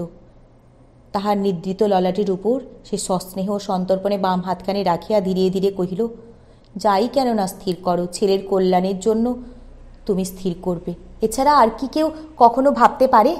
বেশ তো, তাই তুমি করো। ইলেকট্রিক আলোগুলি নিবাইয়া দিয়া ঘরের কোণে মিটমিট করিয়া একটা তেলের প্রদীপ জ্বলিতেছিল। এই সামান্য আলোকে শৈলেশ নিজের বিছানায় উঠিয়া বসিয়া অদূরবর্তী শয্যায় শায়িত উষার মুখের দিকে চাহিয়া দেখিবার চেষ্টা করিয়া বলিল, তাছাড়া সে সোমেনের সমস্ত পড়া খরচ দেবে বলেছে, সে তো কম নয়। উষার কণ্ঠস্বরে কিছুতেই উত্তেজনা প্রকাশ পাইত না, শান্তভাবে কথায় তাহার প্রকৃতি কহিল, না, সে হতে পারবে না, ছেলে মানুষ করবার খরচ দিতে আমি তাকে পারব না। শৈলেন কহিল, সে যে অনেক টাকার দরকার। উষা তেমনি শান্ত কণ্ঠে কহিল, দরকার হয় দিতে হবে, কিন্তু আর রাত জেগো না, তুমি ঘুমো। পরদিন অপরাহ্নকালে শৈলেন কলেজ ও ক্লাব হইতে বাড়ি ফিরিয়া রান্নার এক প্রকার সুপরিচিত সুপ্রিয় গন্ধের ঘ্রাণ পাইয়া বিস্মিত ও পুলকিত চিত্তে তাহার পড়ার ঘরে প্রবেশ করিত। অনতিকাল পরে চা ও খাবার লইয়া যে ব্যক্তি দর্শন দিলেন, শৈলেন মুখ তুলিয়া দেখিল সে মুসলমান। রাত্রে খাবার ঘরে আলো জ্বলিল এবং সজ্জিত টেবিলের চেহারা দেখিয়া শৈলেন মনে মনে অস্বীকার করিতে পারিল না যে ইহার জন্য অত্যন্ত সঙ্গোপনে মন তাহার সত্যই ব্যগ্র এবং ব্যাকুল হইয়া উঠিয়াছিল। ডিনার তখনও দু একটা ডিশের অধিক অগ্রসর হয় নাই। উষা আসিয়া একখানা চৌকি টানিয়া লইয়া একটু দূরে বসিল। শৈলেনের মন প্রসন্ন ছিল, ঠাট্টা করিয়া বলিল, ঘরে ঢুকলে জাত যাবে না, ঘ্রাণেও যে অর্ধভোজনের কথা শাস্ত্রে লেখা আছে। উষা অল্প একটুখানি হাসিয়া কহিল, এ তোমার উচিত নয়, সে শাস্ত্রকে তুমি মানো না, গণো না, তার দোহাই দেওয়া তোমার সাজে না।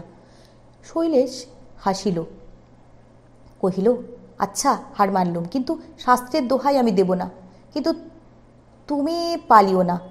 তবে এ কথা নিশ্চয় যে ভাগ্যে কাল খোঁচা দিয়েছিল, তাই তো আজ এমন বস্তুটি অদৃশ্যে জুটল, ঠিক না উষা? কিন্তু খরচপত্র কি তোমার খুব বেশি পড়বে? উষা ঘাড় নাড়িয়া বলিল, না, অপব্যয় না হলে কোনো খাবার জিনিসই খুব বেশি পড়ে না।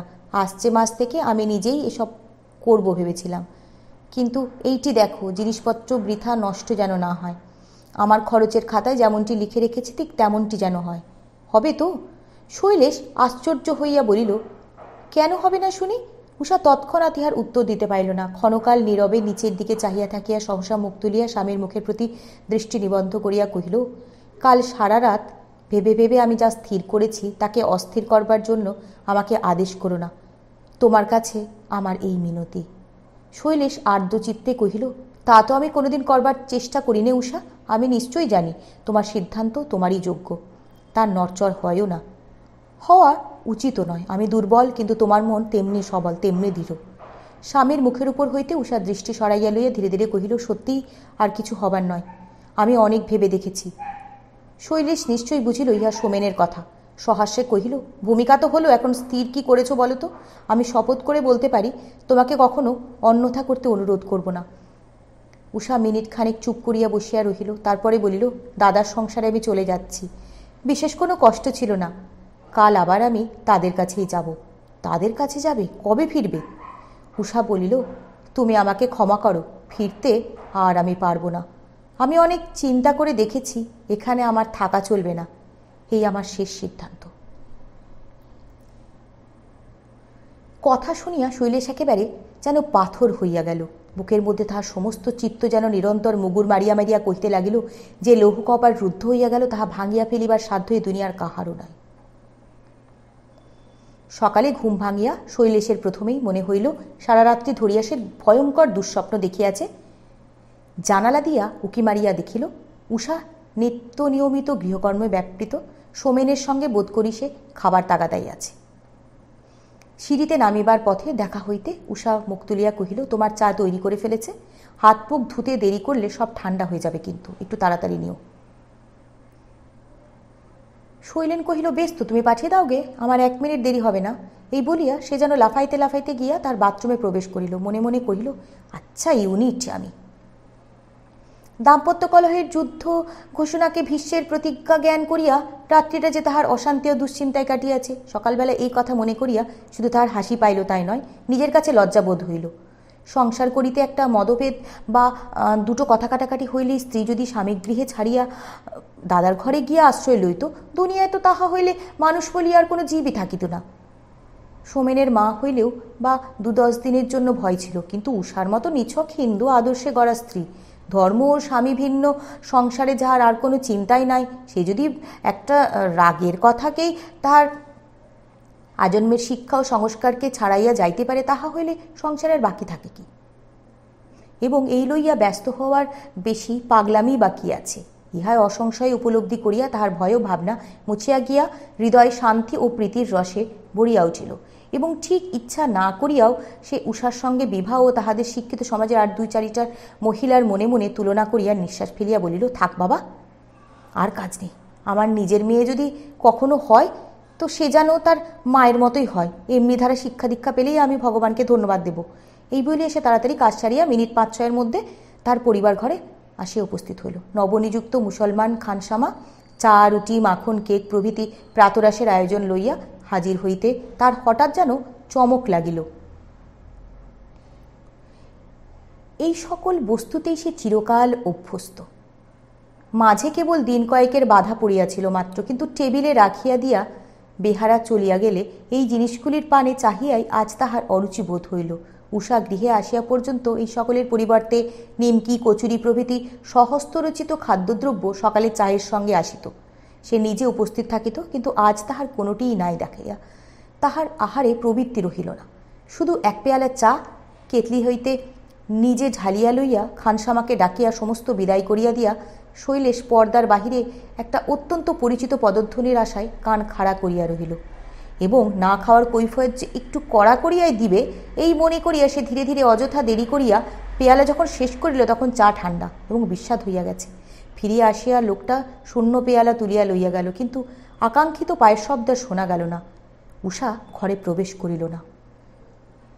ক্রমে বেলা হইয়া উঠিল।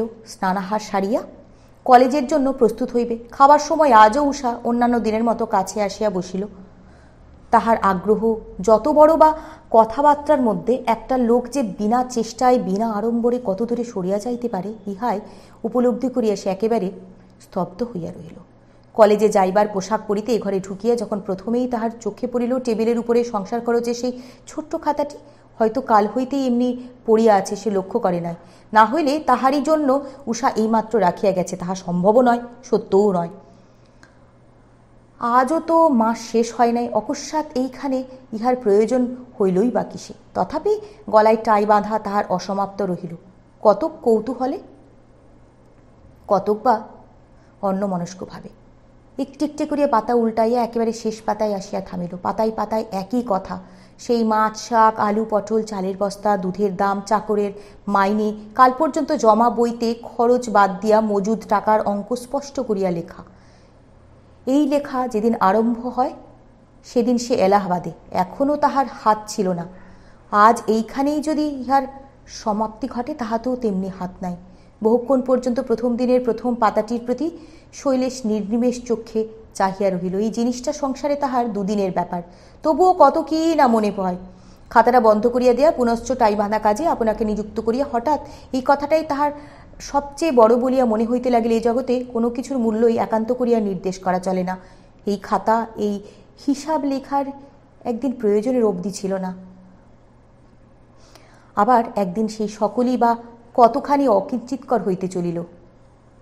অবশেষে পোশাক পরিয়া শৈলেশ যখন বাহির হইয়া গেল তখন সহস্র ইচ্ছা সত্ত্বেও সে উষাকে ডাকিয়া কোনো কথায় জিজ্ঞাসা করিতে পারিল না। অপরিজ্ঞাত ভবিষ্যতের মধ্যে মন তাহার বারংবার আছাড় খাইয়া মারিতে লাগিল। তথাপি অনিশ্চয়তা আশঙ্কাকে সুনিশ্চিত দুর্ঘটনায় দৃঢ় করিয়া লইবার সাহসও সে নিজের মধ্যে কোনো ক্রমেই খুঁজিয়া বাহির করিতে পারিল না।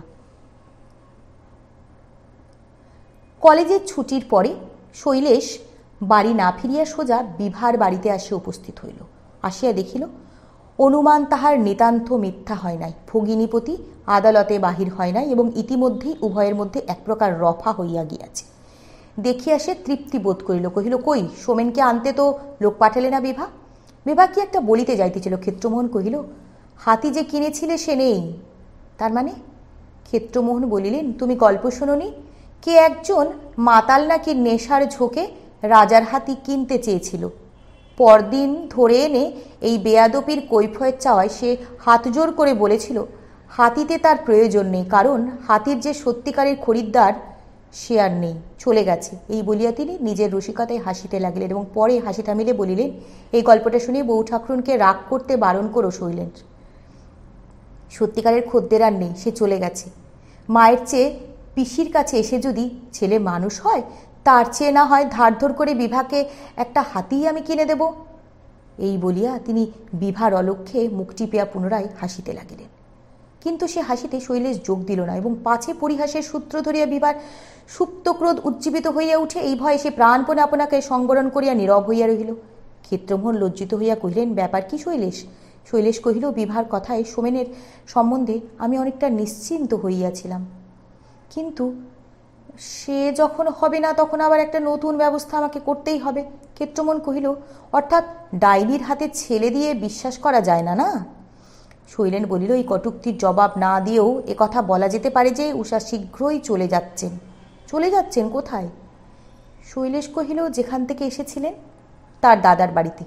ক্ষেত্রমোহনের মুখের ভাব অত্যন্ত গম্ভীর হইয়া উঠিল। তিনি স্ত্রীর মুখের প্রতি কটাক্ষে চাহিয়া কহিলেন, আমি এই রকমই কতকটা ভয় করেছিলাম শৈলেশ। বিভা এতক্ষণ পর্যন্ত একটা কথাও কহে নাই। স্বামীর সুপরিচিত কণ্ঠস্বরের অর্থ সে বুঝিত, কিন্তু মুখ ফিরাইয়া সহজ গলায় জিজ্ঞাসা করল, দাদা, আমাকে নিমিত্ত করেই কি তুমি এই ব্যবস্থা করতে যাচ্ছ? তাহলে যদি হয় আমি নিষেধ করব না, কিন্তু একদিন তোমাদের দুজনকেই কাঁদতে হবে বলে দিচ্ছি। শৈলেশ ঘাড় নাড়াইয়া জানাল, না। তাহার পরে সে মুসলমান ভৃত্য রাখা হইতে আরম্ভ করিয়া আজ সকালে সেই খাতাটা পর্যন্ত আনুপূর্বিক সমস্তই বিবৃত করিয়া কহিয়া বলিল, যেতে আমি বলিনি, কিন্তু যেতে বাধাও আমি দেব না। আত্মীয় বন্ধু মহলে একটা আলোচনা উঠবে এবং তাতে যশ আমার বাড়বে না তাও নিশ্চিত জানি, কিন্তু প্রকাণ্ড ভুলের একটা সংশোধন হয়ে গেল, তার জন্য ভগবানকে আমি আন্তরিক ধন্যবাদ দেব। বিভা মুখ বুজিয়া চুপ করিয়া বসিয়া রহিল। ক্ষেত্রমোহনও বহুক্ষণ পর্যন্ত কোনরূপ মন্তব্য ব্যক্ত করিলেন না। শৈলেন কহিল, তোমাদের কাছে সমস্ত জানানো কর্তব্য বলে আমি এসেছি, অন্তত তোমার না আমাকে ভুল করো।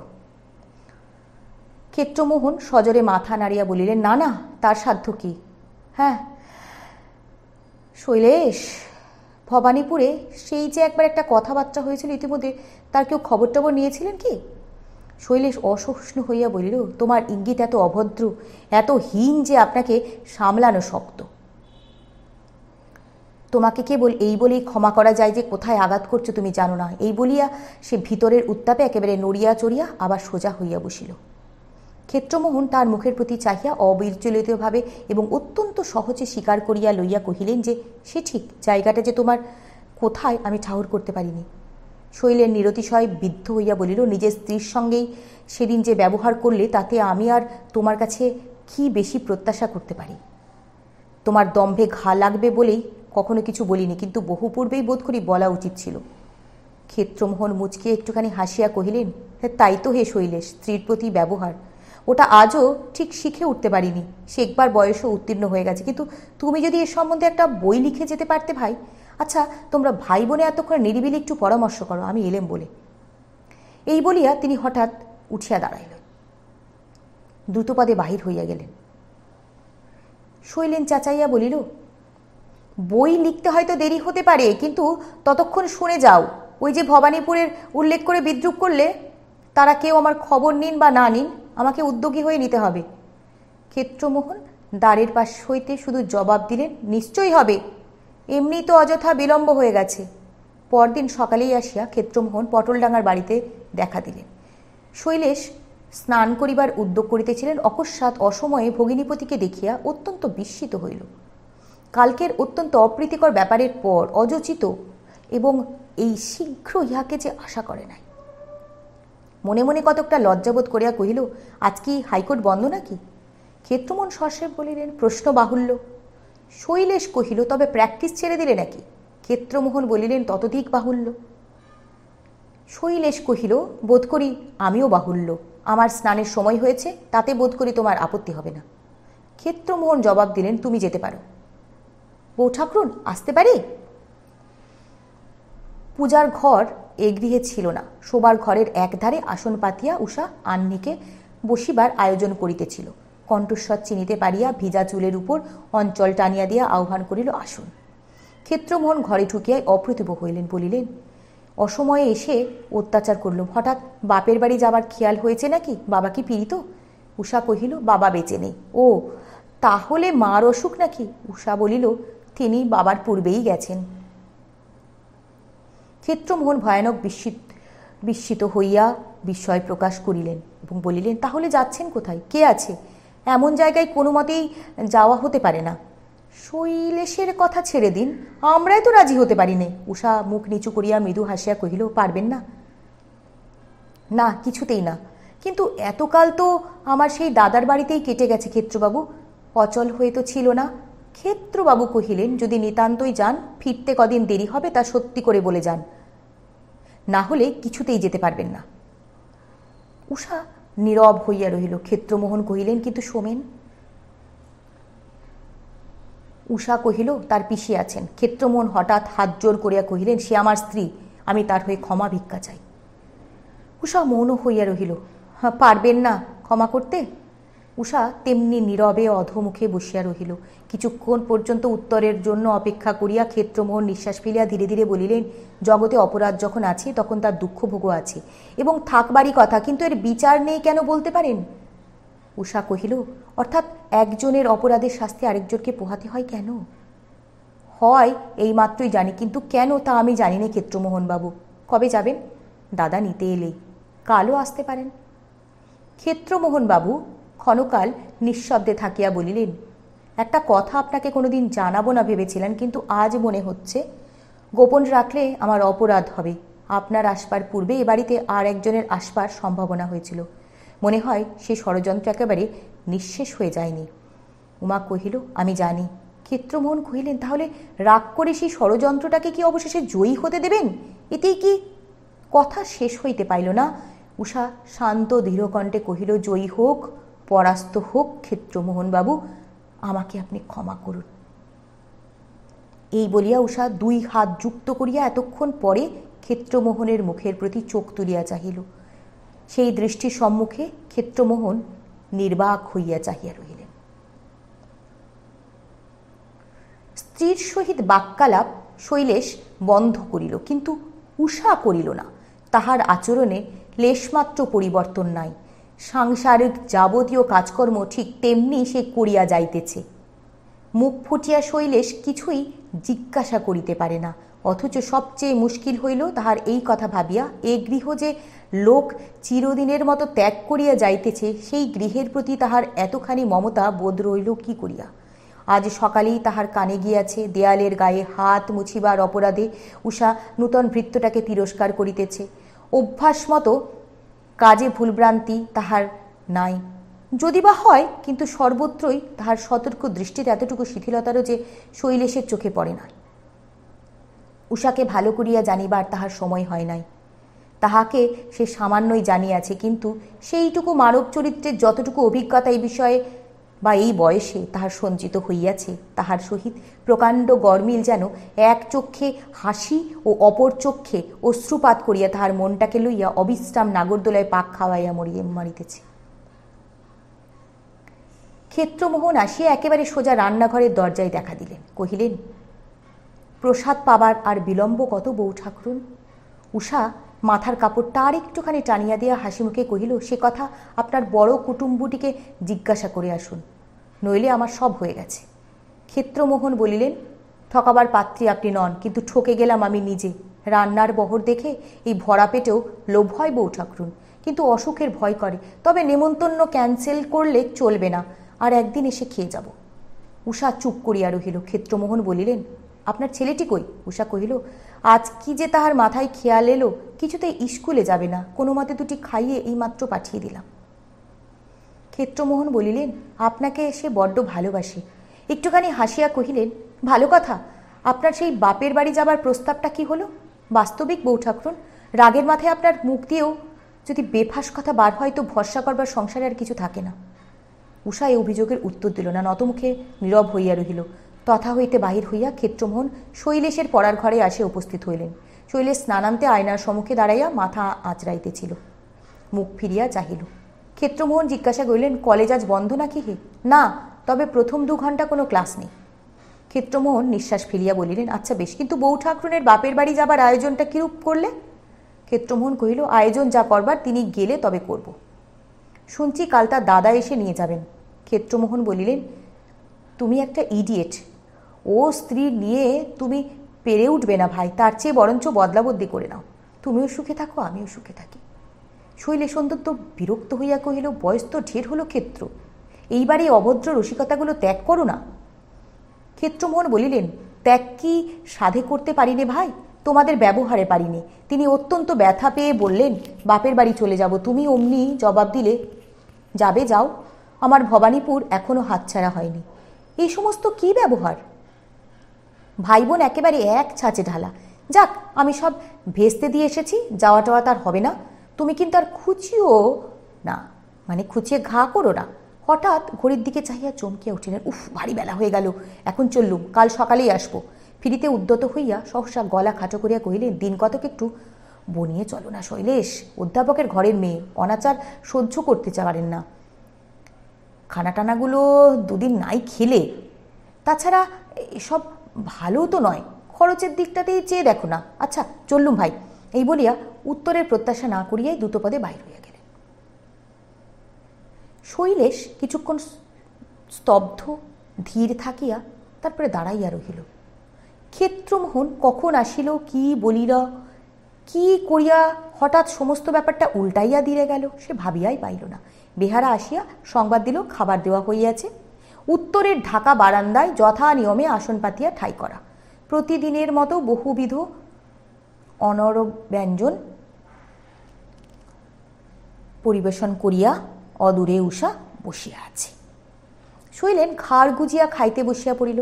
অনেকবার তাহার ইচ্ছা করিল ক্ষেত্রের কথাটা মুখোমুখি যাচাই করিয়া লইয়া সময়চিত মিষ্টি দুটো কথা বলিয়া যায়, কিন্তু কিছুতেই মুখ তুলিতে পারিল না, কিছুতেই এই কথা জিজ্ঞাসা করিতে পারিল না, এমনকি সোমেনের ছুতা করিয়াও আলোচনা আরম্ভ করিতে পারিল না। অবশেষে খাওয়া সমাধা হইলে নিঃশব্দে উঠিয়া চলিয়া গেল। পরদিন সকালে অবিনাশ আসিয়া উপস্থিত হইল। শৈলেশ সেইমাত্র হাত মুখ ধুইয়া পরিবার ঘরে চা খাইতে যাইতেছিল। বাড়ির মধ্যেই অপরিচিত লোকটিকে দেখিয়াই তাহার বুকের মধ্যে ছ্যাঁত করিয়া উঠিল। জিজ্ঞাসা করল, আপনি কে? আগন্তুক উষার ছোট ভাই। সে আপনার পরিচয় দিয়া কহিল, দাদা নিজে আসতে পারলেন না, দিদিকে নিয়ে যাবার জন্য আমাকে পাঠিয়ে দিলেন। বেশ তো, নিয়ে যান। এই বলিয়া শৈলেশ তাহার ঘরে গিয়া প্রবেশ করিল। তথায় প্রাতরাশের সর্ববিধ সরঞ্জাম টেবিলে সজ্জিত ছিল, কিন্তু কেবলমাত্র এক বাটি চা ঢালিয়া লইয়া সে নিজের আরামকেদারায় আসিয়া উপবেশন করিল। অবশিষ্ট সমস্ত পড়িয়া রহিল, তাহার স্পর্শ করিবার রুচি রহিল না। উষার পিতৃগৃহ হইতে কেহ আসিয়া তাহাকে লইয়া যাইবার কথা। এদিক দিয়া অবিনাশকে দেখিয়া তাহার চমকাইবার কিছু ছিল না, এবং আসিয়াছে বলিয়াই সে যে অপরকে যাইতেই হবে এমনও কিছু নয়। হয়তো শেষ পর্যন্ত যাওয়াই হইবে না, কিন্তু নিশ্চয়ই একটা কিছু এ বিষয়ে না জানা পর্যন্ত সমস্ত দেহমন তাহার কীরকম যে করিতে লাগিল তা উপমা নাই। আজ সকালবেলাতেই ক্ষেত্রমোহনের আসিবার কথা, কিন্তু সে ভুলিয়াই গেল, কিংবা কোনো একটা কাজে আবদ্ধ হইয়া রহিল। সহসা এই আশঙ্কায় যেন তাহার সকল আশঙ্কাকে অতিক্রম করিয়া যাইতে চাইল। সে আসিয়া পড়িলে যা হোক একটা মীমাংসা হইয়া যায়, এইটাই তাহার একান্ত প্রয়োজন। অধৈর্যের উত্তেজনায় তাহার কেবলই ভয় করিতে লাগিল, পাছে আপনাকে আর ধরিয়া না রাখিতে পারে, পাছে নিজেই ছুটিয়া গিয়ে উষাকে জিজ্ঞাসা করিয়া ফেলে কাল ক্ষেত্রমোহনের সহিত তার কি কথা হইয়াছে। শৈলেশ নিজেকে যেন আর বিশ্বাস করিতে পারিতেছিল না। এমনি করিয়া ঘড়ির প্রতি চাহিয়া চাহিয়া তার সময় যখন আর কাটে না, এমনি সময় দ্বারের ভারী পর্দা সরাইয়া যে ব্যক্তি সহসা প্রবেশ করিল, সে শান্ত প্রত্যাশিত ক্ষেত্রমোহন নয়, অবিনাশ। শৈলেশ মুখ তুলিয়া চাহিয়া দেখিয়া একখানা বই টানিয়া লইল, তাহার সর্বদেহে যেন আগুন ছড়াইয়া দিল। অবিনাশ বসিতে যাইতেছিল, কিন্তু খাদ্যদ্রব্যগুলোর প্রতি চোখ পড়াতে ওধারের একখানা চেয়ার আরও খানিকটা দূরে টানিয়া লইয়া উপবেশন করিল।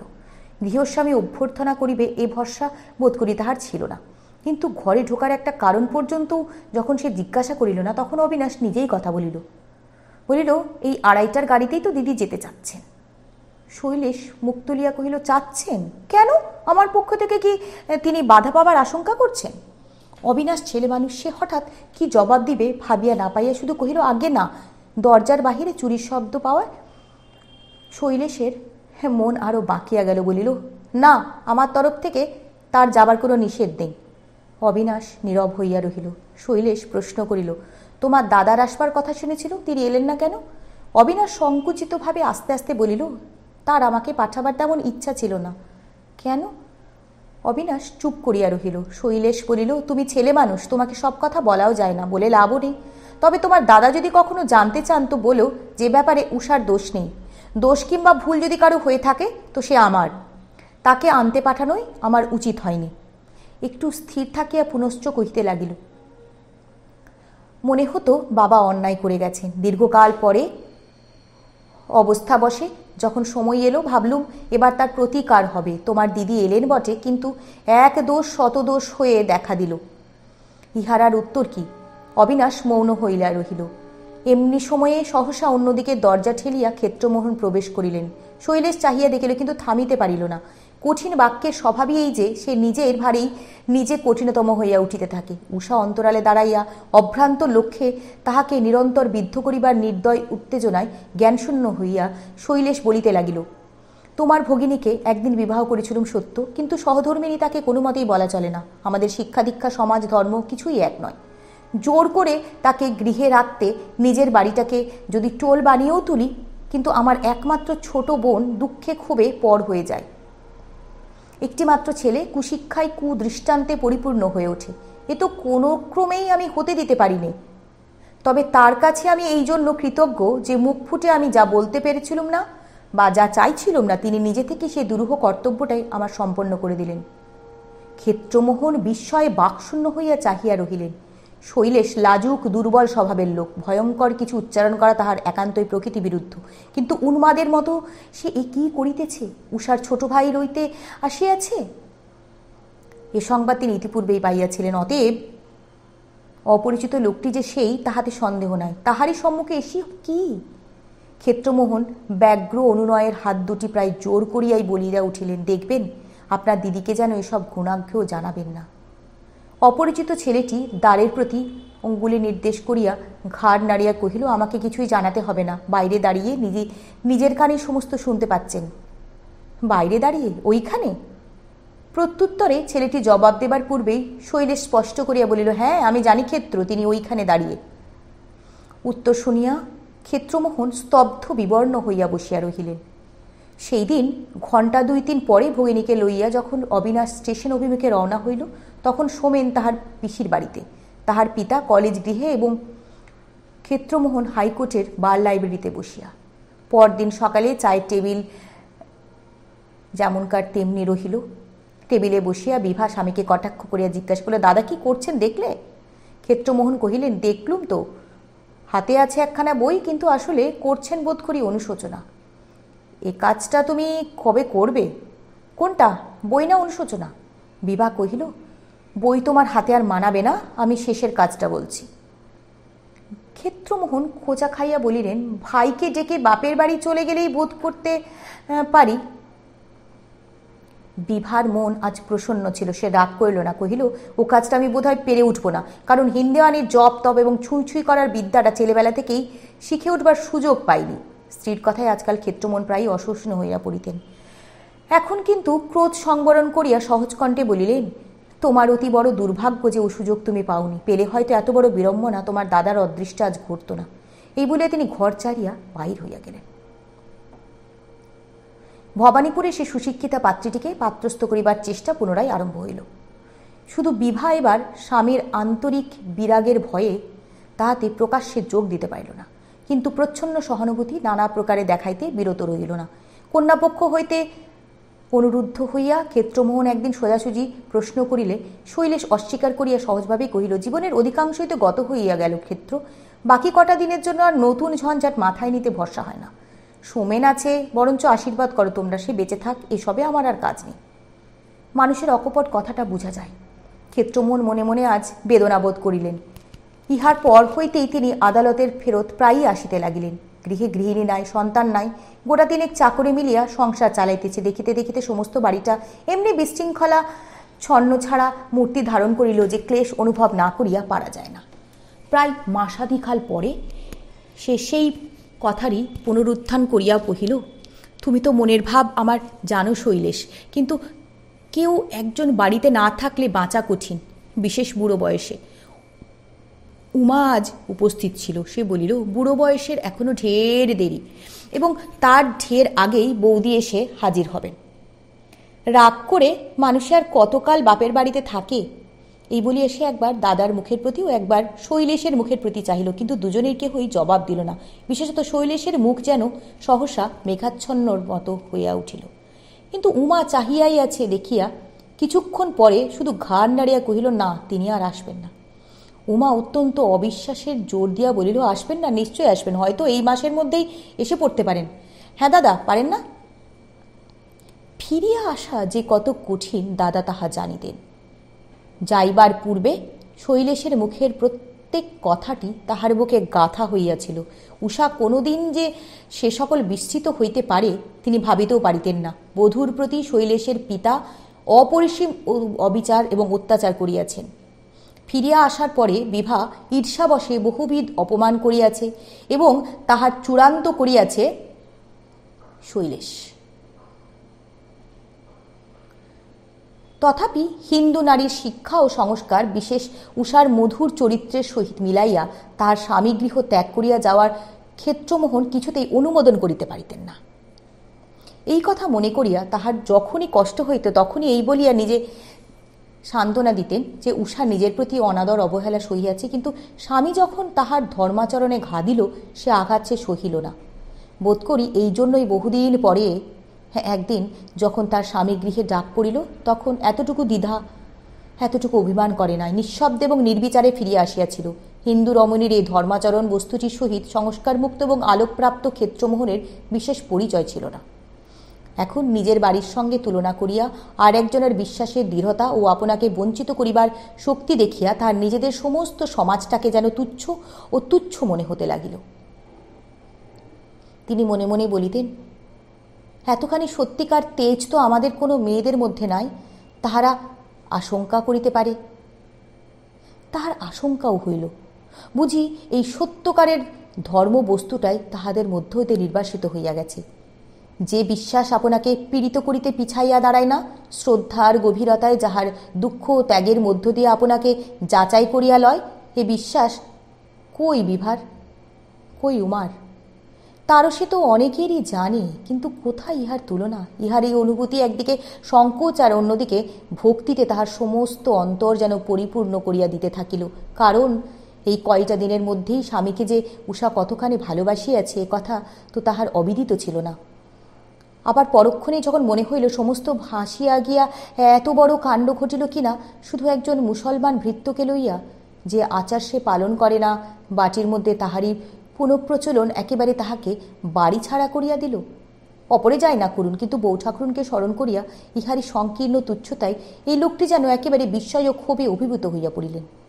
উমা প্রশ্ন করিয়া মুখপানে চাহিয়াই ছিল, জবাব না পাইয়া আশ্চর্য হয়ে কহিল, হ্যাঁ দাদা, বললে না? কিরে? উমা কহিল, বেশ, আমি বলছিলুম বৌদি হয়তো এই মাসেই ফিরে আসতে পারেন। তোমার মনে হয় না দাদা? ভগিনীর প্রশ্নটাকে এড়াইয়া গিয়া ক্ষেত্রমোহন কহিলেন, যদি ধরাই যায় তিনি আসবেন না, বহুকাল তার না এসেই কাটছিল, বাকিটাও না এসে কাটতে পারে, কিন্তু তাই বলে কি অন্য উপায় নেই? আমি সেই কথাই বলছি। উমা ঠিক বুঝিল না, সে নিরুত্তরে চাহিয়া রহিল।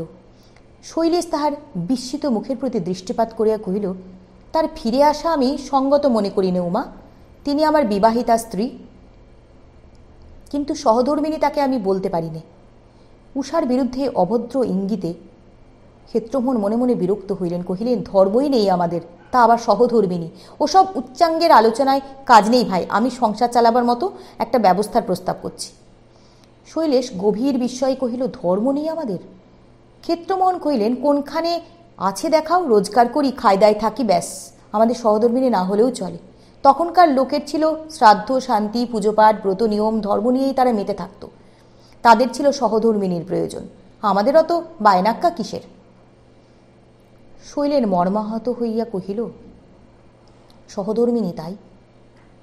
শ্রাদ্ধ শান্তি পুজো পাঠ তাহার কথা শেষ হইল না। ক্ষেত্রমোহন বলিয়া উঠিলেন, তাই ভাই তাই, তাছাড়া আর কিচ্ছু নয়। তুমিও হিন্দু, আমিও হিন্দু, উইদাউট অফেন্স। পুজোও করি নে, মন্দিরেও যাইনি, কেষ্ট বিষ্টুকে ধরে খোঁচাখুচি করার খুব অভ্যাসও আমাদের নেই। মেয়েরা তো আরও, আমরা সহজ মানুষ। ছোট্ট একটু স্ত্রী হলেই আমাদের খাসা চলে যাবে। তুমি ভাই দয়া করে একটু রাজি হও, ভবানীপুরে ওরা ভারী ধরেছেন। তোমার বোনটিরও ভয়ানক ইচ্ছে। কথাটা রাখো শৈলেশ। শৈলেশ মুখ অন্ধকার করিয়া উঠিয়া দাঁড়াইয়া কহিল, তুমি আমাকে বিদ্রূপ করছো ক্ষেত্র? ব্যাপার দেখিয়া উমা শশব্যস্ত হইয়া উঠিল। ক্ষেত্রমোহন ভীত হইয়া বারবার করিয়া বলিতে লাগিলেন, না ভাই শৈলেশ, না। যদি ওরকম কিছু করেও থাকি, তার চেয়ে আমাকেই আমি বেশি করেছি। শৈলেশ প্রতিবাদ করিল না, কেবল স্তব্ধ হইয়া দাঁড়াইয়া রহিল। কথাটাকে আর অধিক ঘাটাঘাটি না করিয়া ক্ষেত্রমোহন শৈলেশের ক্রোধ এবং উত্তেজনাকে শান্ত হইবার 5-7 দিন সময় দিয়া আর একদিন ফিরিয়া আসিয়া তখন ভবানীপুর সম্বন্ধে আলোচনা করিবেন ইহা স্থির করিয়া তিনি উমাকে সঙ্গে লইয়া বাড়ি চলিয়া গেলেন। কিন্তু সপ্তাহ গত হইতে না হইতেই ছাপড়া কোর্টে হঠাৎ একটা মোকদ্দমা পাওয়ায় তাহাকে কলিকাতা ছাড়িয়া যাইতে হইল। যাইবার পূর্বে পাত্রীপক্ষ ও পাত্রপক্ষের তরফে বিভাকে আশা দিয়া গেলেন যে কেস যতটা হোপলেস মনে হইতেছে, বস্তুত তাহা নয়, বরঞ্চ মাস 4 দিকেই ঝুঁকে আছে। অর্থাৎ টোপ গিলিয়া ফেলিয়াছে মাছ। এটা কিন্তু কিছুমাত্র বিচিত্র নহে। অনেক দিন পরে স্ত্রীর সহিত আজ তাহার সৎভাবে বাক্যালাপ হইল। উমার মুখে বিভা কিছু কিছু ঘটনা শুনিয়াছিল। কহিল, আমি মনে করতুম উষা বৌদিদি তুমি পরম বন্ধু। তুমি যে আবার দাদার বিয়ের উদ্যোগ করতে পারো, মাসখানেক আগে এ কথা আমি ভাবতেও পারতুম না। ক্ষেত্রমোহন কহিলেন, মাসখানেক পূর্বে কি আমি ভাবতে পারতুম? কিন্তু এখন শুধু ভাবা নয়, উচিত বলেই মনে হয়। উষা বৌ ঠাকরুনের বন্ধু আমি এখনও এবং চিরদিন তার শুভকামনাই করব, কিন্তু যা হবার নয় হয়ে লাভ নেই, তার জন্য মাথা করে মরেই বা ফল কি? বিভা অতি বিজ্ঞের চাপা হাসি স্বামীকে বিদ্ধ করিয়া বলিল, তোমরা পুরুষ মানুষ বলেই বোধ হয় বৌ ঠাকরুনকে বুঝতে এত দেরি হলো। আমি কিন্তু দেখবার মাত্রই তাকে চিনে ফেলেছিলুম। তাকে নিয়ে আমরা চলতে পারতুম না। ক্ষেত্রমোহন কহিলেন, সে তো চোখেই দেখতে পেলুম বিভা। তাকে সরে পড়তে হলো এবং তার সম্বন্ধে আমাদের মধ্যে যে বোঝবার পার্থক্য ঘটেছিল তাতেও সন্দেহ নেই। অন্য একটু রকমের হলে আর জিনিসটা কি দাঁড়াতো সে আলোচনা বৃথা। তবে এ কথা তোমার মানি ভুল আমার একটু হয়েছিল। বিভা কহিল, যাক, তাহলেই হলো। জপ তপ আর হিন্দুয়ানির সুখ্যাতিতে হঠাৎ যেরকম মেতে উঠেছিলে, আমার তো ভয় হয়েছিল। আমারও মুসলমান খ্রিস্টান নই আমরা, কিন্তু নিজে ছাড়া সবাই ছোট, হাতে খেলে ছুলেই জাত যাবে এ দর্প কেন? শুধু ভট্টাচার্য গিন্নি ছাড়া আর সবাই রাস্তার নরকে যাবার এ ধারণা তার বাপের বাড়িতে চলতে পারে, কিন্তু এখানে পারে না। আর পারে না বলেই তো স্বামীর আশ্রয়ে তার স্থান হলো না। কথাটা সত্যও নয়, মিথ্যাও নয়। এমন করিয়া সত্য মিথ্যায় জড়ানো বলিয়া ক্ষেত্রমোহন নিঃশব্দে স্ত্রীর মুখের প্রতি চাহিয়া রহিলেন, জবাব দিতে পারিলেন না। এই সময় উমা ঘরে ঢুকিয়া বিস্ময়াপন্ন হইয়া জিজ্ঞাসা করিল, কি দাদা? বিভা তাহার নিজের কথা সূত্র ধরিয়া কহিতে লাগিল, শুধু আপনার জাত বাঁচিয়ে যাওয়াটাই কি বৌদিদির সবচেয়ে বড় হলো? ধরো তোমার নালিশটা যদি সত্যি হয়, আমার জন্য দাদা যদি তাকে অপমান করেই থাকেন, তেমন অপমান কি তার জন্য তুমি আমাকে করনি? তাই বলে কি তোমাকে ছেড়ে আমি বাপের বাড়ি চলে যাব, এই কি তুমি বলো? ক্ষেত্রমোহন বলিলেন, না, তা আমি বলিনি। বিভা কহিল, বলতে পারো না আমি জানি। উমাকে লক্ষ্য করিয়া বলিল, তোমার দাদা হঠাৎ একটা নূতন জিনিসের বাইরেটা দেখেই মজে গিয়েছিলেন। হিন্দুয়ানির গোড়ামিটা শিক্ষা আমরা পাইনি, কিন্তু বাপ মায়ের কাছে যা পেয়েছিলুম সে ঢের ভদ্র, ঢের সত্য। একটু হাসিয়া কহিল, তোমার দাদার ভারী ইচ্ছে ছিল বৌ ঠাকরুনের কাছ থেকে অনেক কিছু শেখো। বসে শোনবার এখন সময় নেই ভাই, কিন্তু কি কি তার কাছে শিখলে আর কি বা বাকি রয়ে গেল তোমার দাদাকে না হয় শোনাও। এই বলিয়া সে মুখ টিপিয়া হাসিয়া বাহির হইয়া চলিয়া গেল। ক্ষেত্রমোহন চুপ করিয়া রহিলেন। ছোট ভগিনীর সম্মুখে স্ত্রীর হাতের খোঁচা তাহাকে বেশি করিয়াই বিঁধিল, কিন্তু জবাব দিতে পারিলেন না। হিন্দুয়ানির অনেকটা বা অনেকখানি হইতেই তাহারা ভ্রষ্ট, কিন্তু মেয়েদের আচার নিষ্ঠা, সাবেক দিনের জীবনযাত্রার ধারা কল্পনায় তাহাকে অতিশয় আকর্ষণ করিত। এই জন্যেই চোখের উপরে অকস্মাৎ উষাকে পাইয়া তিনি মুগ্ধ হইয়া গিয়াছিলেন। তাহারই আচরণে আজ সকলের কাছে তাহার মাথা হেঁট হইয়া গেছে।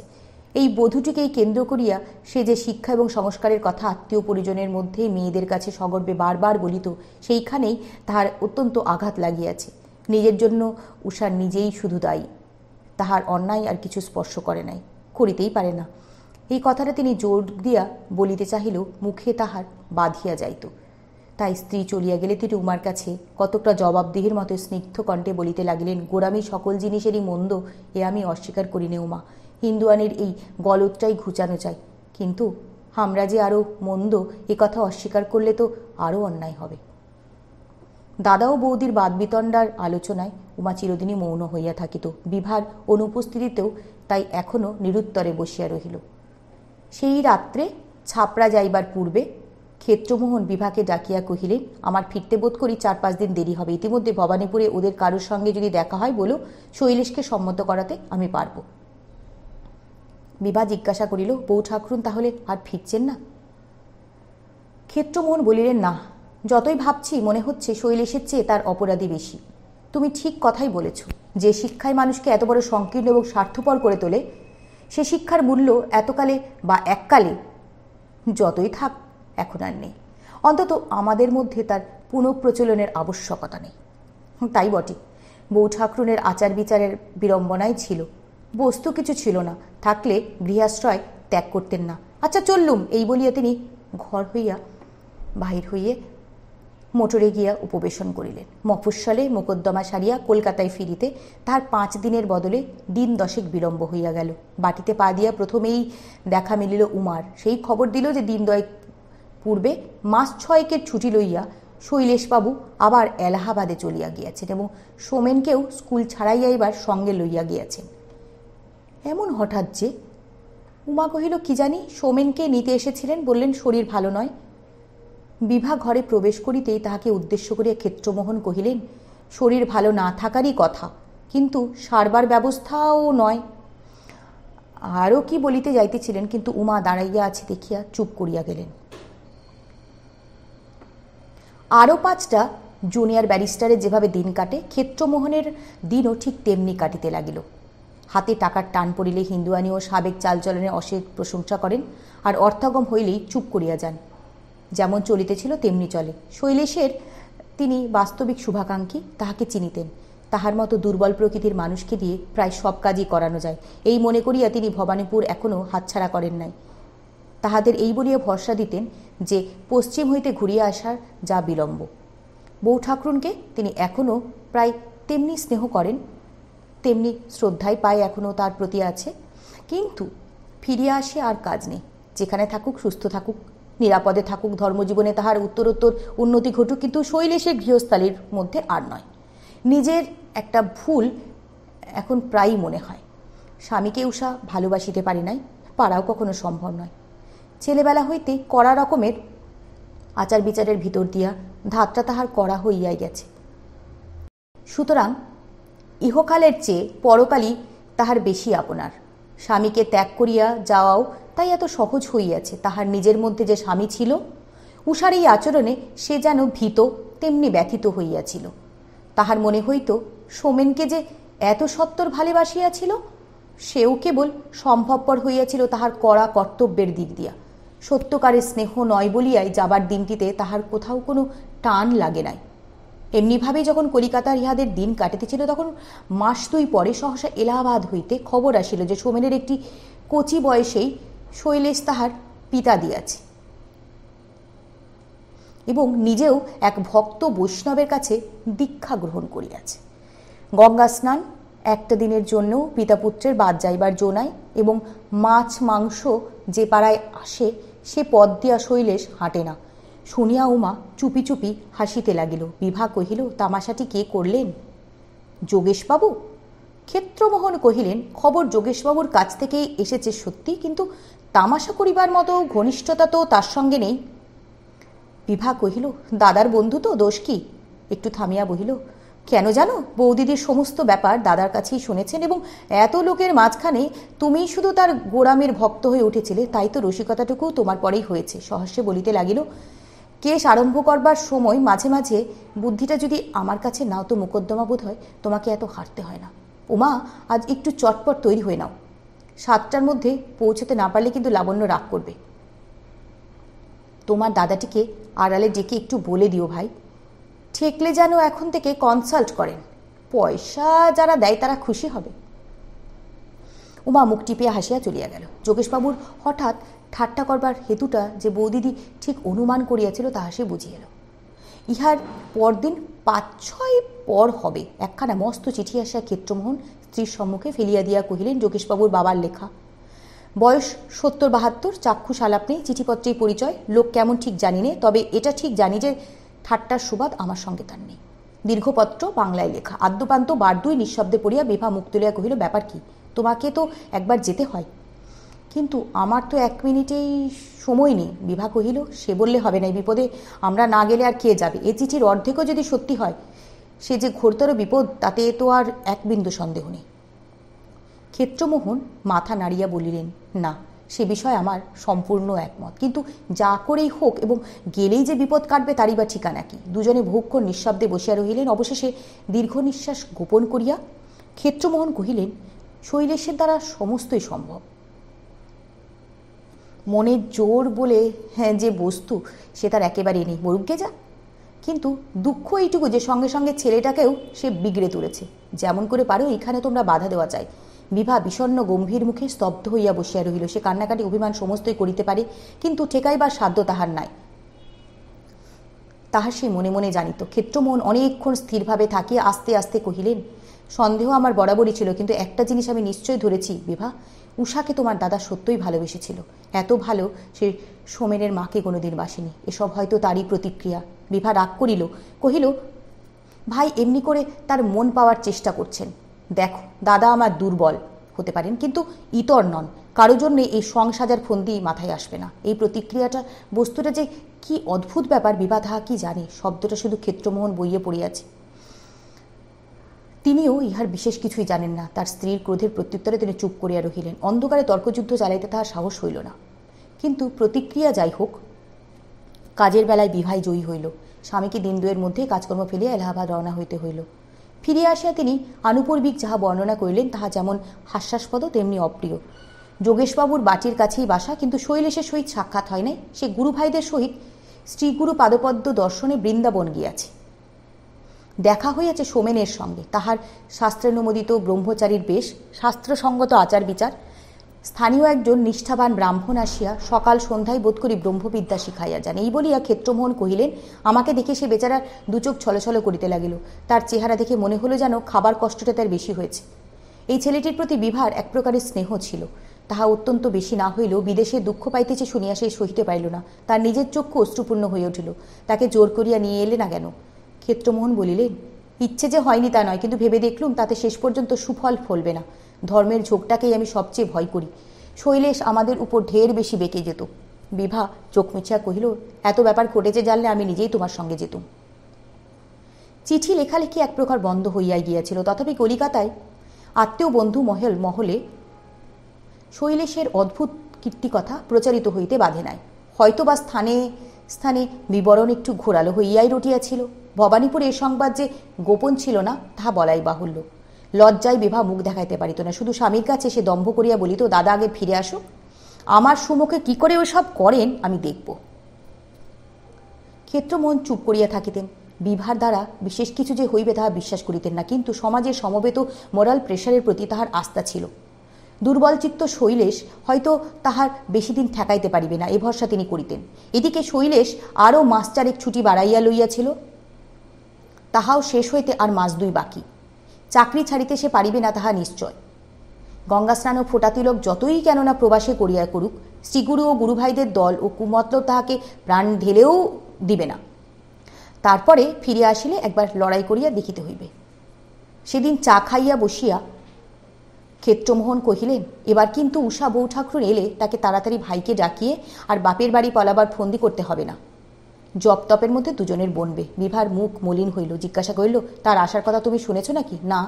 বিভা ক্ষণকাল চুপ করিয়া থাকে, আস্তে আস্তে বলিল, পাড়া গিয়ে শুনেছি নানা রকমের টুকটাক আছে। আচ্ছা, তুমি বিশ্বাস করো? ক্ষেত্রমোহন হাসিয়া করিলেন, না, যদিও বা থাকে তিনি এসব করবেন না। কেন করবেন না? ক্ষেত্রমোহন বলিলেন, বউ ঠাকুরের উপর আমি খুশি নই, তার প্রতি আমার সে শ্রদ্ধাও আর নেই, কিন্তু এইসব হীন কাজ যে তিনি করতেই পারেন না, তোমাকে আমি দিব্যি করে বলতে পারি। বিভা ঠিক বিশ্বাস করিল না, শুধু ধীরে ধীরে কহিল, যা ইচ্ছে হোক, কিন্তু ছেলেটাকে আমি কেড়ে আনবই। তোমাকে আমি প্রতিজ্ঞা করে বললুম। বেহারা আসিয়া খবর দিল, বন্ধু দুখানা বড় কার্পেট চাহিতে আসিয়াছে। বন্ধু শৈলেশের অনেক দিনের ভৃত্য। বিভা সবিস্ময়ে প্রশ্ন করিল, সে কার্পেট নিয়ে কী করবে? বলিতে বলিতে উভয়ের বাহিরে আসিতেই বন্ধু সেলাম করিয়া তাহাকে প্রার্থনা জানাইল, কার্পেটে কি হবে বন্ধু? কি জানি মেম সাহেব, গান বাজনা না কি হবে। করবে কে? সাহেবের সঙ্গে ৩-৪ জন লোক এসেছে, করবে বোধ হয় তারাই। দাদা এসেছেন? ক্ষেত্রমোহন কহিলেন, শৈলেশ এসেছে। বন্ধু ঘাড় নাড়াইয়া জানাইল, কাল রাত্রে সকলেই ফিরিয়া আসিয়াছেন। কার্পেট লইয়া সে প্রস্থান করিলে দুজনেই নতমুখে নিঃশব্দে দাঁড়াইয়া রহিলেন। সেদিনটা কোনো মতে ধৈর্য রাখিয়া ক্ষেত্রমোহন পরদিন বিকালে বিভা উমাকে সঙ্গে করে এ বাড়িতে আসিয়া উপস্থিত হইলেন। অভ্যাস মতো নিচে লাইব্রেরিতে ঘরে প্রবেশ করিতে গিয়া বাধা পড়িল। দরজায় সেই ভারী পর্দাটা নাই, ভিতরে সমস্তই চোখে পড়িল। একটা দিনেই বাড়ির চেহারা বদলাইয়া গেছে। বাড়ির আলমারিগুলো আছে, কিন্তু তার কোনো আসবাব নাই।